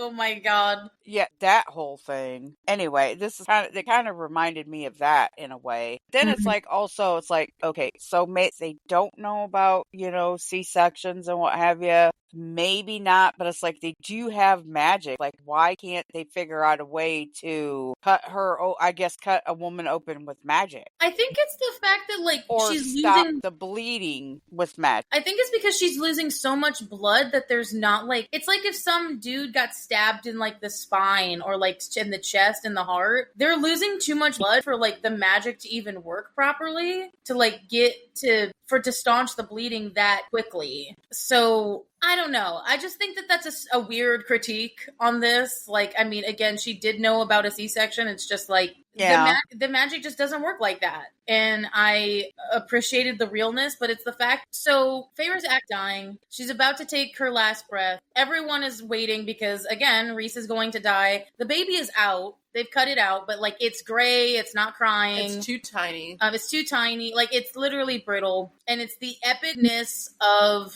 Feyre literally about to take her last breath. Nesta in the corner summoning the entire trove. Mask on, crown on. Forget the wards that were on him. Yeah. And then she plucks the final string, which was foreshadowed in a way that the 26th string bent to death itself. They didn't understand what that meant, but it stopped time. Completely stopped time. Froze time. Froze time and place. And she she basically makes a deal with the cauldron, and the mother's there kind of telling her. It's weird because the mother is now an actual person talking to her. She has a conversation with the mother and then makes a deal with the cauldron, and it's like, what the hell? It was mentioned before in this book where the mother was talking to her, like this out-of-body woman voice. But like this one is like she's actually having a conversation with her. And she makes a deal, not with the mother, but with the cauldron to give her magic back in order to save the baby and Feyre. Like, teach me how to save them and you can have the magic back. Yes. So time starts up. They're freaking out a little bit because they're like, what is she doing? But then there's this big, I have to say, the funniest moment is like Amren taking Rhys by the fucking neck and being like, just calm down. Like, he's like trying to lunge at her and is like screaming, trying to pull against Cassian and Azriel. And Amren is like, listen, and he doesn't listen. So she grabs him by the nape and is like, listen, boy, like, look at it. Look at the light. And so before I'll get your guys' perspective. So basically then the important other part was that when apparently it's changing her pelvis, I guess, so that this doesn't happen again. It's morphing it so that she's allowed to have Illyrian children. Like, but it specifically also the wings. Yeah. But it also a tendril of the power goes to Nesta as well, but not to Elaine. Make that clear. It's only to them sisters, and the baby is nursed to health. It's tanned. Its wings are good, like full term. Crying. But the mother leaves a little bit of magic in her body. So Nesta does still have a kind of similar to Amren, has a little snippet of her power left. So I want to know what you guys thought about that whole scene of events. Saving Feyre and the trip and the bird. Well, I mean, I was glad she did it. I didn't know for sure if it came down to it, if she actually would save her sister just because of how she's been in the past. It's like, I know she's grown and all that, but it's like, would she risk it to save her and the baby? And it's like, yeah, she did, but it also is like, okay, they talk about the mother and the cauldron, and I think the mother and the cauldron are the same thing. Interesting. Because they talk about the mother and the cauldron being, how creation comes from them and all that. I think they're the same. I just think the cauldron, the mother is in cauldron form. You know what I mean? That's what I think. And I think power that Nesta took came from the mother herself, and the mother cauldron, however you want to say it. And I also did find it very interesting that, the ability to have Illyrian children did not go to Elaine. I mean, that set it up. That should be. It's like, granted, we know that, Lucian's supposed to be her mate. Maybe he is, maybe he isn't. I don't know. At this point, I've got theories I'm not going to go into right now. But yeah, I just thought it was odd. And then it's like, okay, so she gave her power back, but how much of it did she really return? Yeah. I mean, she took a lot to start with. Yeah, she said saying she gave it back, but how much of it did she really give back? And like, my thing was like the cauldron, or her bargain with the cauldron seemed to be like, I'll give it all back in exchange she said for all this. back. But then with the hand leaving a little bit of magic inside of her, like, she didn't give it all back, which is hence why she has the tattoo still on her back, because the bargain is complete. Yeah, I just still wonder how much she gave back. Well, because it was before Jenny gives her thought, but that's what Liesl is mentioning, is that when we thought about these bargains, like, the bargains are complete when you do them. But this one is like a lingering tattoo. I didn't understand why it was a deal that lingered, because the deal was complete. Like, that's what happens that's what happened with Cass and Nessa's deal. Like, it went away when she said, okay, I'm calling in my favor, and it went away. Or when Bonecarver died, disappeared. So like, the thing isn't complete, but why is it there if their deal went through? So it was just an interesting one. My theory is that Nesta hasn't given her power back yet, and it's to be reclaimed, so the bargain is still open. And that was what brought up to me, and I was like, oh, well, I guess, yeah, that does make sense. I guess I just didn't pick that up. She just hasn't given it all back yet. Right? Yeah, till death. I guess she's got that until death, I'm going to assume. Or if she gives it up some other way. Yeah, and the other thing is, like, I mean, it seems like the mother feels kindly toward her, and if we also agree that the mother and the cauldron are actually the same thing, then that means that the cauldron ultimately feels benevolent towards Nesta. And even though the whole way that Nesta got her power was not very kind, to put it mildly, like, maybe there's just something there that Nesta and all of her trauma and self-loathing, that's just like the rock bottom that she had to hit before she could come out and be the person that she could be. And it's interesting that you guys bring that up because, like, I'm not completely shitting on what you guys are saying, but I will say that it is a little bit interesting when you look back at ACOWAR and you see how the Cauldron reacted to her. He wasn't very happy with her, and he, like, doted on Elaine. The Cauldron, I'm saying he as in the Cauldron. So it's like, I get what you guys are saying, but sometimes it's weird to me when I look back at that and look, because the Cauldron definitely did not like her and liked Elaine versus, like, it seems like the mother likes Nesta and not Elaine. But I suggest that Nesta is an unreliable narrator. So this feeling of the Cauldron not liking her could just be that self-loathing and the fear and all of those things that she, like, the way it's described is like that Cauldron is not benevolent at all and like malicious and all that, but like maybe that's just her projecting. Would you say that for Feyre as well, since it was in her perspective in ACOWAR? That's a good question. I could see that though, of like, yeah, the Cauldron, like, evil, and therefore, but then because again, she hated her powers, yeah. Well, that and like Feyre and Nesta, like, I have to go back. I can't remember. No, you're good. Situation, but like she didn't understand. I mean, nobody understood Nesta's powers. Like, they didn't really know what the Cauldron did. And so again, like, fear, uncertainty, scary can just be projected as evil. No, I see what you're saying. I definitely think that I don't think the Cauldron is bad. it's like how every powerful thing is typically neutral until it's warped by something. Right. So it brings up a lot of a good conversation that, like, we still talk about to this day sometimes, like me and my mom, just because, I don't know, I'll rethink, I'll be in daily life and just think, so did the Cauldron just be out and about and just like, these books have been so ingrained in my mind that I just think about them on random moments. So happy ending for now. The baby is born. Everyone is safe. Everyone's alive. The Little baby's Nyx. name is Nyx. Sorry, I jumped the gun on that one. Next. And he's super cute. Has little tiny baby wings. Oh, a mop of dark hair and pretty blue eyes. Oh my god. Even Feyre's like, those eyes are gonna get him in a lot of trouble. And it's like, exactly. When they were talking about the wings, that they were just so like tiny, but also like so malleable. Like Cassian like lifting one up of like, it's so small. But they're finally happy. They have that moment with each other. I do, before I get like to Cassian and Nesta and their conversation, Rhys bowing to Nesta. Again, he's only going to bow for his lady and his family, but it was the fact that she also got down on her knees and hugged him. I think it was a good culmination of their relationship. I think that was the only thing that Nesta could have done for him to forgive her on anything.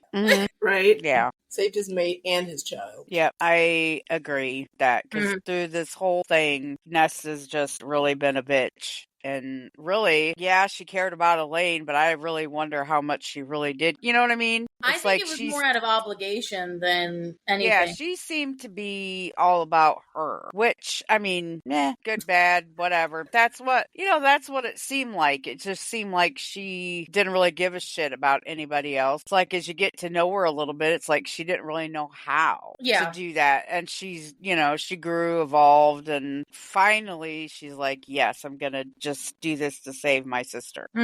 Finally, she thought about someone other than herself.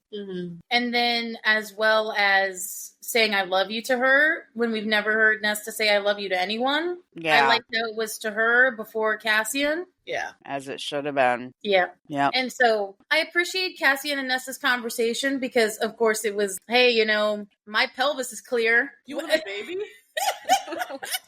And yeah, he's it was like, what? I think it was the comic relief of just him being like, do you want a baby? She's like, no. Not right now. Not right now. Right now? Hell no. But just for the future. Yeah, for that future. And so then it was the whole, like, are we going to have an ornate mating ceremony? Because we didn't see that with recent Feyre, because I kind of didn't give a shit about that. But Nesta seems like very much one of those people that wants the white wedding dress, the ceremony, like, it was either that or a stale biscuit she pulled out of the birthing room. And it's disgustingly ornate ceremony versus stale baked biscuit. Which would you take? The disgustingly ornate ceremony. There's no question. That Rhys is all paying for, by the way. And planning. He's going to be the wedding planner. So I guess this whole end scene, kind of in a nutshell, I do, again, I'll monologue for just a second, but like this newfound family, Nesta and Emery and Gwen, they all meet up again, forgive each other, you know, it happened, whatever, but you know, the Illyrians are going to be pretty pissed that we won. And it's like they keep training at the beginning of the day, and like things are steady in that regard. Gwen is back at the library. Reese is paying disgustingly everything for Nesta. He gave her the House of Wind. It's hers. It's And their Cassian's. house, except for formal events or like Starfall or whatever. And honestly, I want to hear what you guys thought. I thought the ending scene was perfect. I don't know why, but I thought going to the father's grave and having that complete circle of forgiveness to herself and to her situation, that just saying thank you. Don't need to say anything else. Don't need to say all these like pretty words. It's like, just thank you. It's almost like giving her a second chance. Did you put the carved rose on his tombstone? Yeah. So what did you guys overall then think about the end? I really thought that, you know, seeing Nesta grow and change so much and become who she became was just beautiful. It was wonderful to see. You know, did she deserve all that?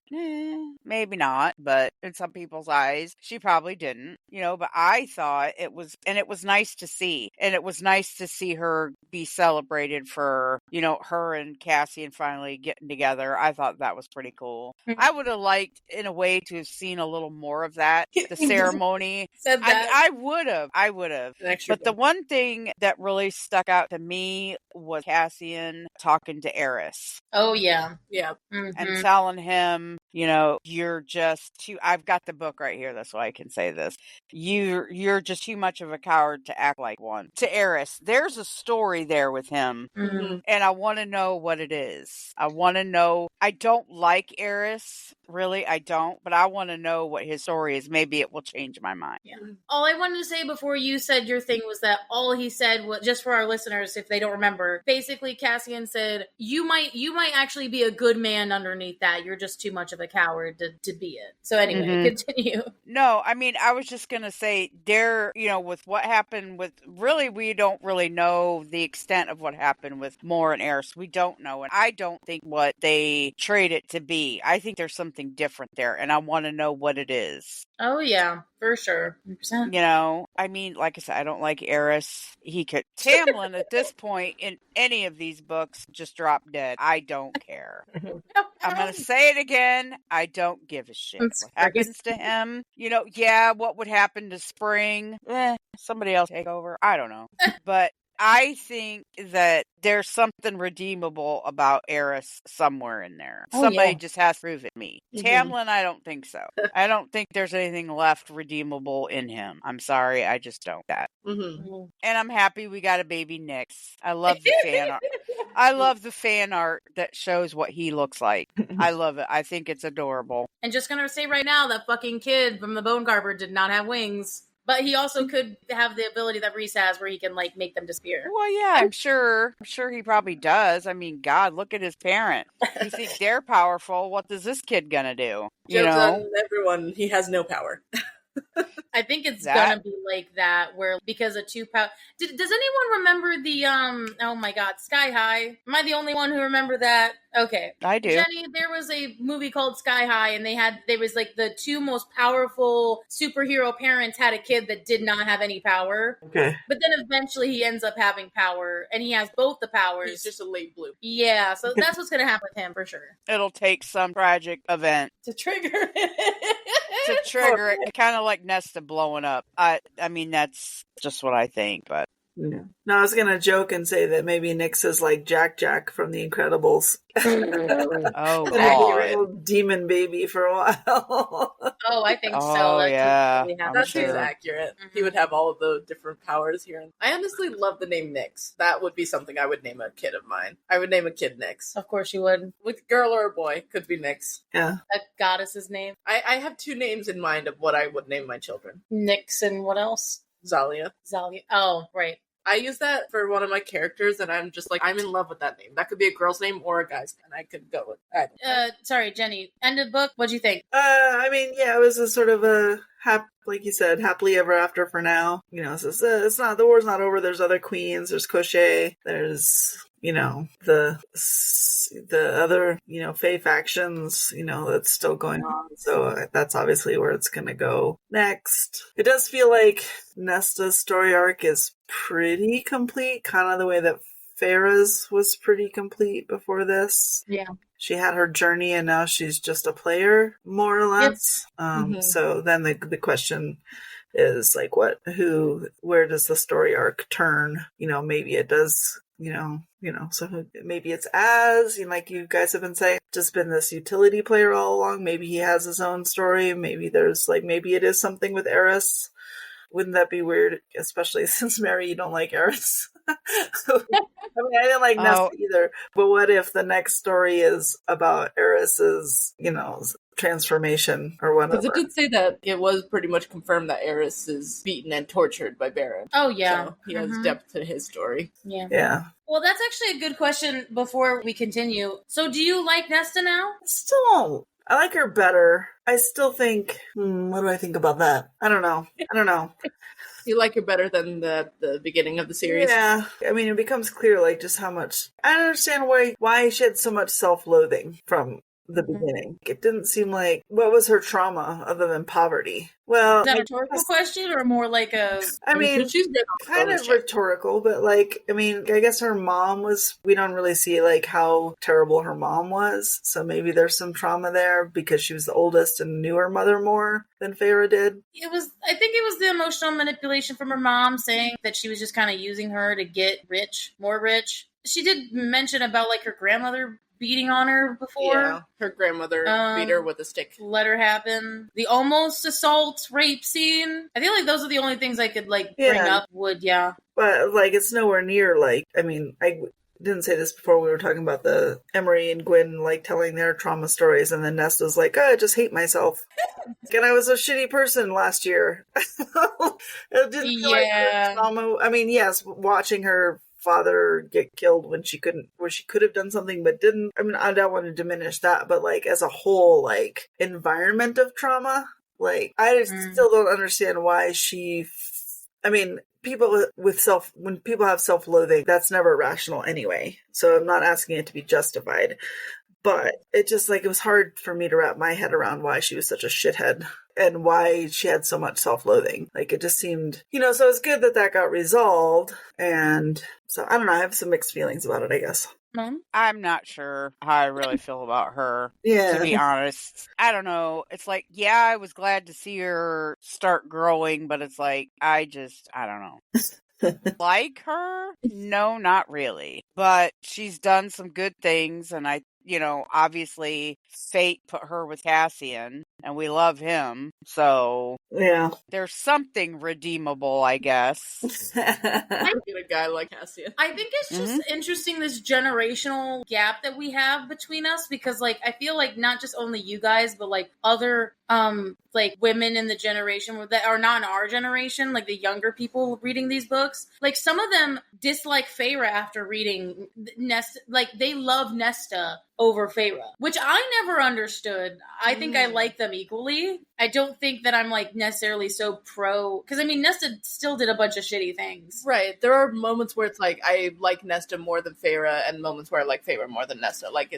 It's fairly even. I will say that there's a big thing in the fandom where people they find Feyre boring compared to Nesta, which is it's interesting to see your guys' point of view, because even after a book that's supposed to redeem her and at least to make you like her more, you're still on the fence about liking her. Yeah. Which I'm not saying is wrong or right. It's just, it's interesting, that gap. That people are just so easy to throw Feyre to the side and be like, oh, well, I like Nesta way more because, she's more fighting prowess? That's my biggest critique through this fucking entire book, is that Feyre was treated such that woman of the house, and that she's no longer cool or interesting now. Yeah. And that she wasn't a big player in this at all, which is that was the fucking point. She got pregnant, but it wasn't even a thing where she wants to be lady of the house. Let her be lady of the house. I don't understand. She can still fight, but she never had a chance to fight because that would hurt her child. I don't understand why that being the case just made Nesta so much more likable to people. Besides, if she started fighting during her pregnancy, people would come at her saying she's a bad mother.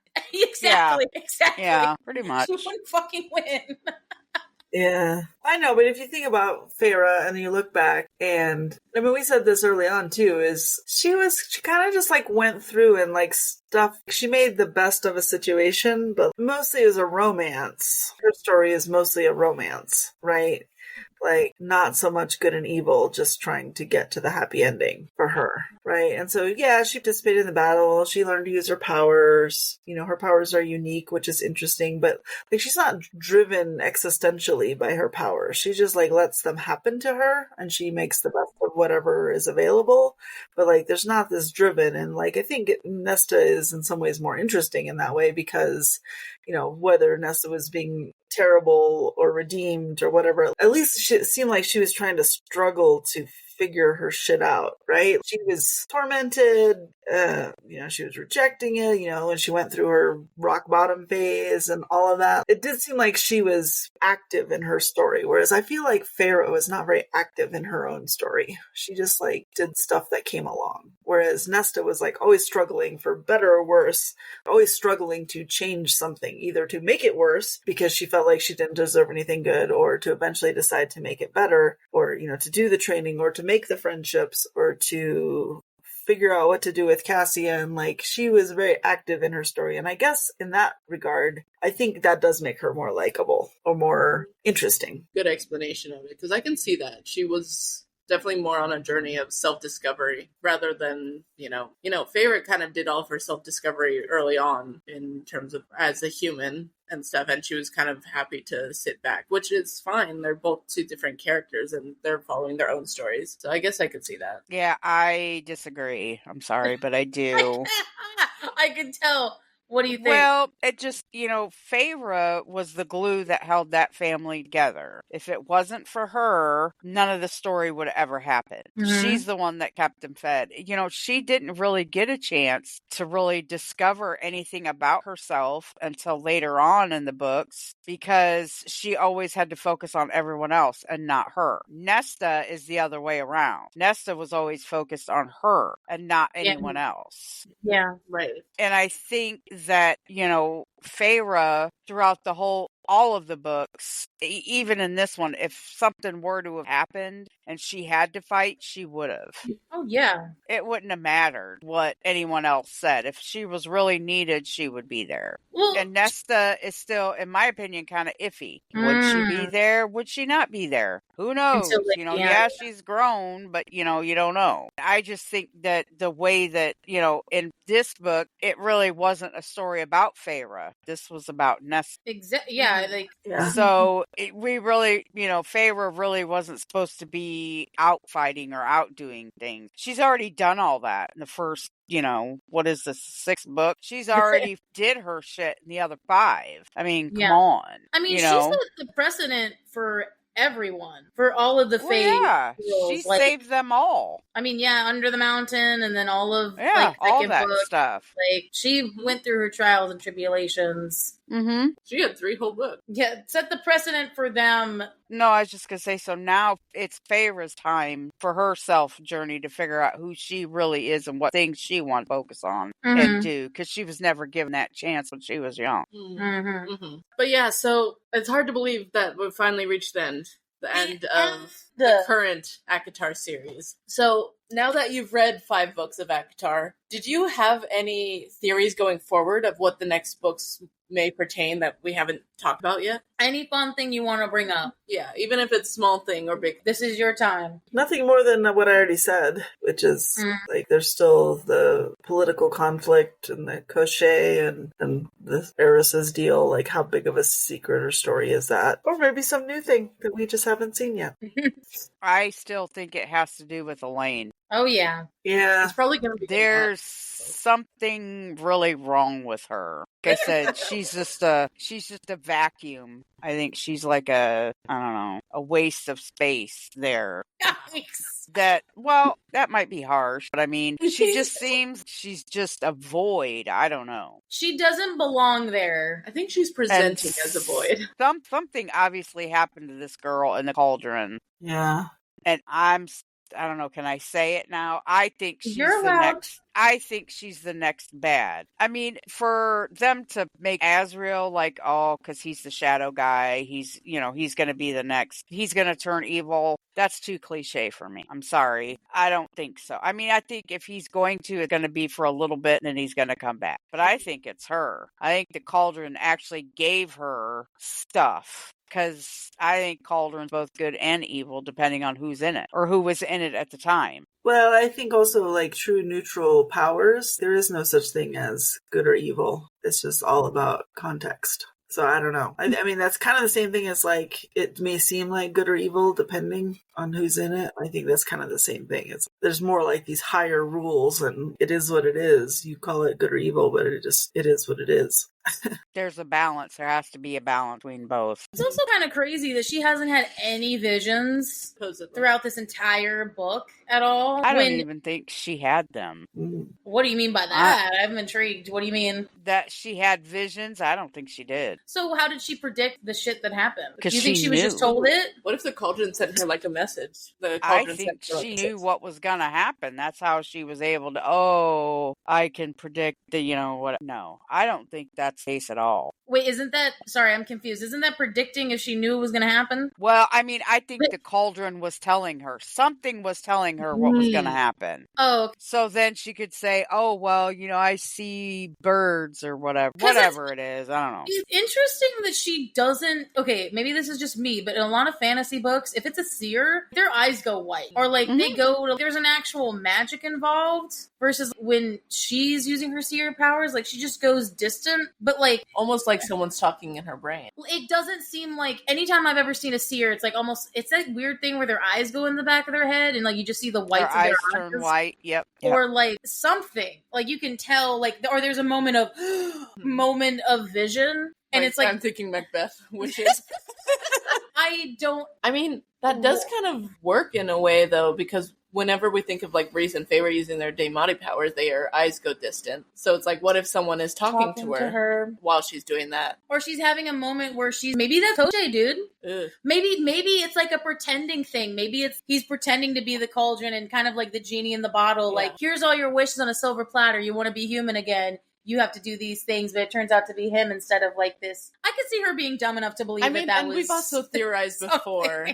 We've theorized before that she's going to go to Koschei because he's going to promise to turn her human again. Because she's just so dead set on that, and like... And that's how Lucian's going to get involved because Koschei and Vasa, and then Lucian is going to go for Vasa and have that whole drama between them. Because everything with Elaine is so connected to everything else. It's connected to the whole Vasa Koschei plot line, because like even he brought that up at the end of the book. He's like, well, tell my dear Vasa I said hi. Doesn't make any fucking sense why she's allowed to stay so far from him. Why is she allowed? She was given it almost seems like an arbitrary timeline of when she was supposed to be back. Yeah. So like, why is he letting her stay away that much? I think he knows that she's a spy. I don't think Vasa's bad, but I think she's being used as another set of eyes. Yeah, like maybe he can see through her eyes. Fuck. Why would he let her be there? So maybe that's how he knew at the start, because literally the start of the top of the book, they went to her about him. I just had a bad theory. Oh, no. Let me... See, this is what happens. What if Papa Archeron actually gave up Elaine to Koschei? You mean gave it so she could be a swan, you mean? Yeah, be like, well, you can have my middle daughter, and then in exchange for giving me Vasa. Why would I feel like Lucian would feel really weird about that. That'd be a bad trade. I mean, But Lucian wasn't there during the contract. He met them up on the road back. Right. So we don't know. And he wouldn't know. That's true. He wouldn't. I think it's just all interconnected, and it's so fucked. Because then Eris is connected to Lucian, which then leads all the way back to Elaine. Like, Elaine is at the center It has to of all of this shit. And it all goes back to her, or some tie to her, or something like that. So it's just... I think it's going to be an Azrael Elaine book, similar to how it was like You Nessa think? and Cassian. I think it... But because they're not going to be together, I don't going to be Azrael. I think it has to be Lucian. I feel like I could see it being 3 perspectives, though. I think that would be way too much for me to comprehend. It would be, but like I could see it. you know, if the the next book's going to focus on Azrael. It would be him and his mate. And Gwen. Whoever his mate is going to be, which, yes, I think it's Gwen. But as their journey progresses through the book, maybe it's going to reveal more and more of what's going on with Elaine and all this other stuff. And then it'll end with the last book being about Elaine. I think it's interesting because it's hard to tell, because it seems like Azrael and Elaine, you're right in the sense of like their stories are ready to be told. But the thing is, I don't think Gwen's story's ready. Yeah. So does that mean that Azrael's story is going to have to wait in the sense of, because if they are endgame versus with Lucian and Elaine, it seems like they're more on par for their setup to happen. And if they're involved with Koschei. But I still think that Koschei, my theory is that Koschei is involved with Azrael. I have a theory, like, kind of like how Lanthus was the first bog, basically. I feel like it's going to be, that's the case with Koschei and Azrael and the Shadow Singers, because Koschei was using shadows, and he seemed like a shadow. Sarah J. Maas has won at the end of the day. I constantly think about this and constantly think about where this is headed. I hope it's an Azrael book, though, because I want to see more Azrael. But it's also, in the mini chapter, he was given the perspective, and she did do that for Nesta and Cassian back when it... So, I don't know, man. I don't know. And me and Mom know some things, but we can't say. I'm just excited. I'm excited I to just get want more... her to publish the damn thing. That's what I want.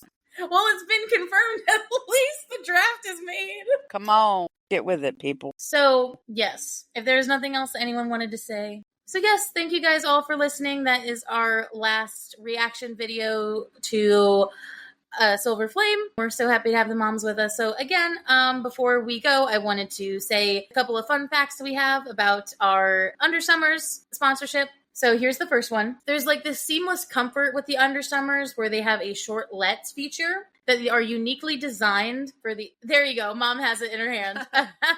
Right there, yeah. A seamless inner thigh ensuring no chafing and ultimate comfort. For anyone who is plus size like us, that's like the bane of our fucking existence. Yeah. And it just makes it so much easier. It also has a moisture wicking design, so you stay dry all day with the moisture wicking fabric. Keeps you cool and comfortable under dresses and skirts. Then there is a lightweight and breathable nature to them. The material that feels silky soft against your skin, perfect for everyday wear, not just for dresses, but for just everything. Sometimes even people put them under pants. I've seen. I've worn them under jeans. They feel good. And honestly, that makes it keep my jeans from chafing. Oh, yeah, because the inside burns up. I don't know quite how that works, considering that the Undersummers aren't actually on the outside, but somehow it stops them. It's because it's not skin against skin. It's fabric. That's true. And then the versatile styles. So for plus size slip shorts to biker shorts, Undersummers offers a variety of styles to suit your needs. So Mom did go on her cruise, so she can like say a little bit about... So how did you like your Undersummers on your cruise? I love them. I actually wore dresses, which is something I never do. He does not do. I do not do. And I took, I don't know, 3 or 4 pairs with me. I don't remember how many. Mm-hmm. And I wore them every time I wore a dress, which was every day. And I did not have any sweaty issues, no chafing. They were nice. I will definitely be buying from them again. Well, I'm very glad that so that means I got to steal some when I come back. No, can't have them.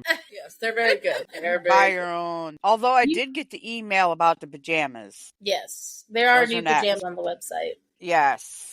Those are next, folks. Those are next. So yes, there is a 20% discount with our code TFBW podcast. That's Twin Flames Between Worlds podcast shortened. So if you do want to go and support us that way, we do get a commission of the money for the sponsorship to help us support our podcast. So please, if you'd like, please go do that. And if not, you can do the free things like following us on Discord, which is in the description, rate and reviewing us on the podcast, on Apple Podcasts or Spotify. It really does help. It shows that people are liking this and, wanting to see more of it. So please rate and review. Makes us happy. Right. Makes us happy. Also, follow the Facebook, Instagram, TikTok, all those good things for more updates about our coverage. And yes, I'm excited to get into Throne of Glass. I think it's been crazy that it's been 2 years. We've been going over Akatar. Yeah. But also somehow we've been going at it at a good pace. So it's it's good and it also feels long. Yeah, we've been making good progress with it. Yeah. So then going into the way longer series. Only 3 extra books. Nothing to it, not at all. So are you excited to go into Throne of Glass, Mommy? Yes, I am. I'm very Yes. excited. Mom has listened to, well, I mean, she knows the whole Massverse, so. Yeah. Your dad is kind of iffy right now because they're not graphic Oh my God, audio, and he's a little concerned, which I've heard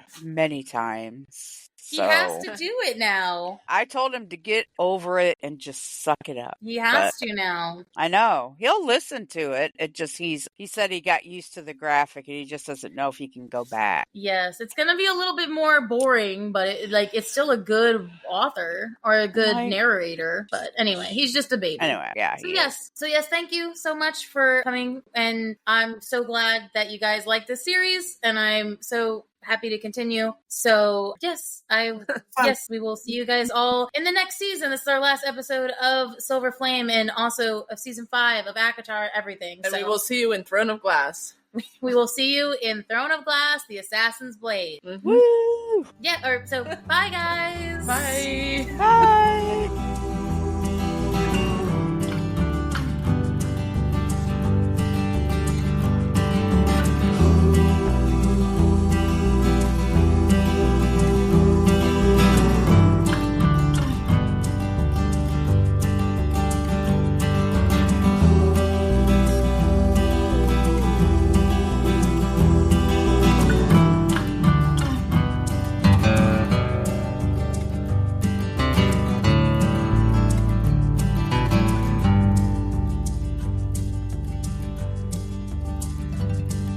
And how many roads you were told that go on forever,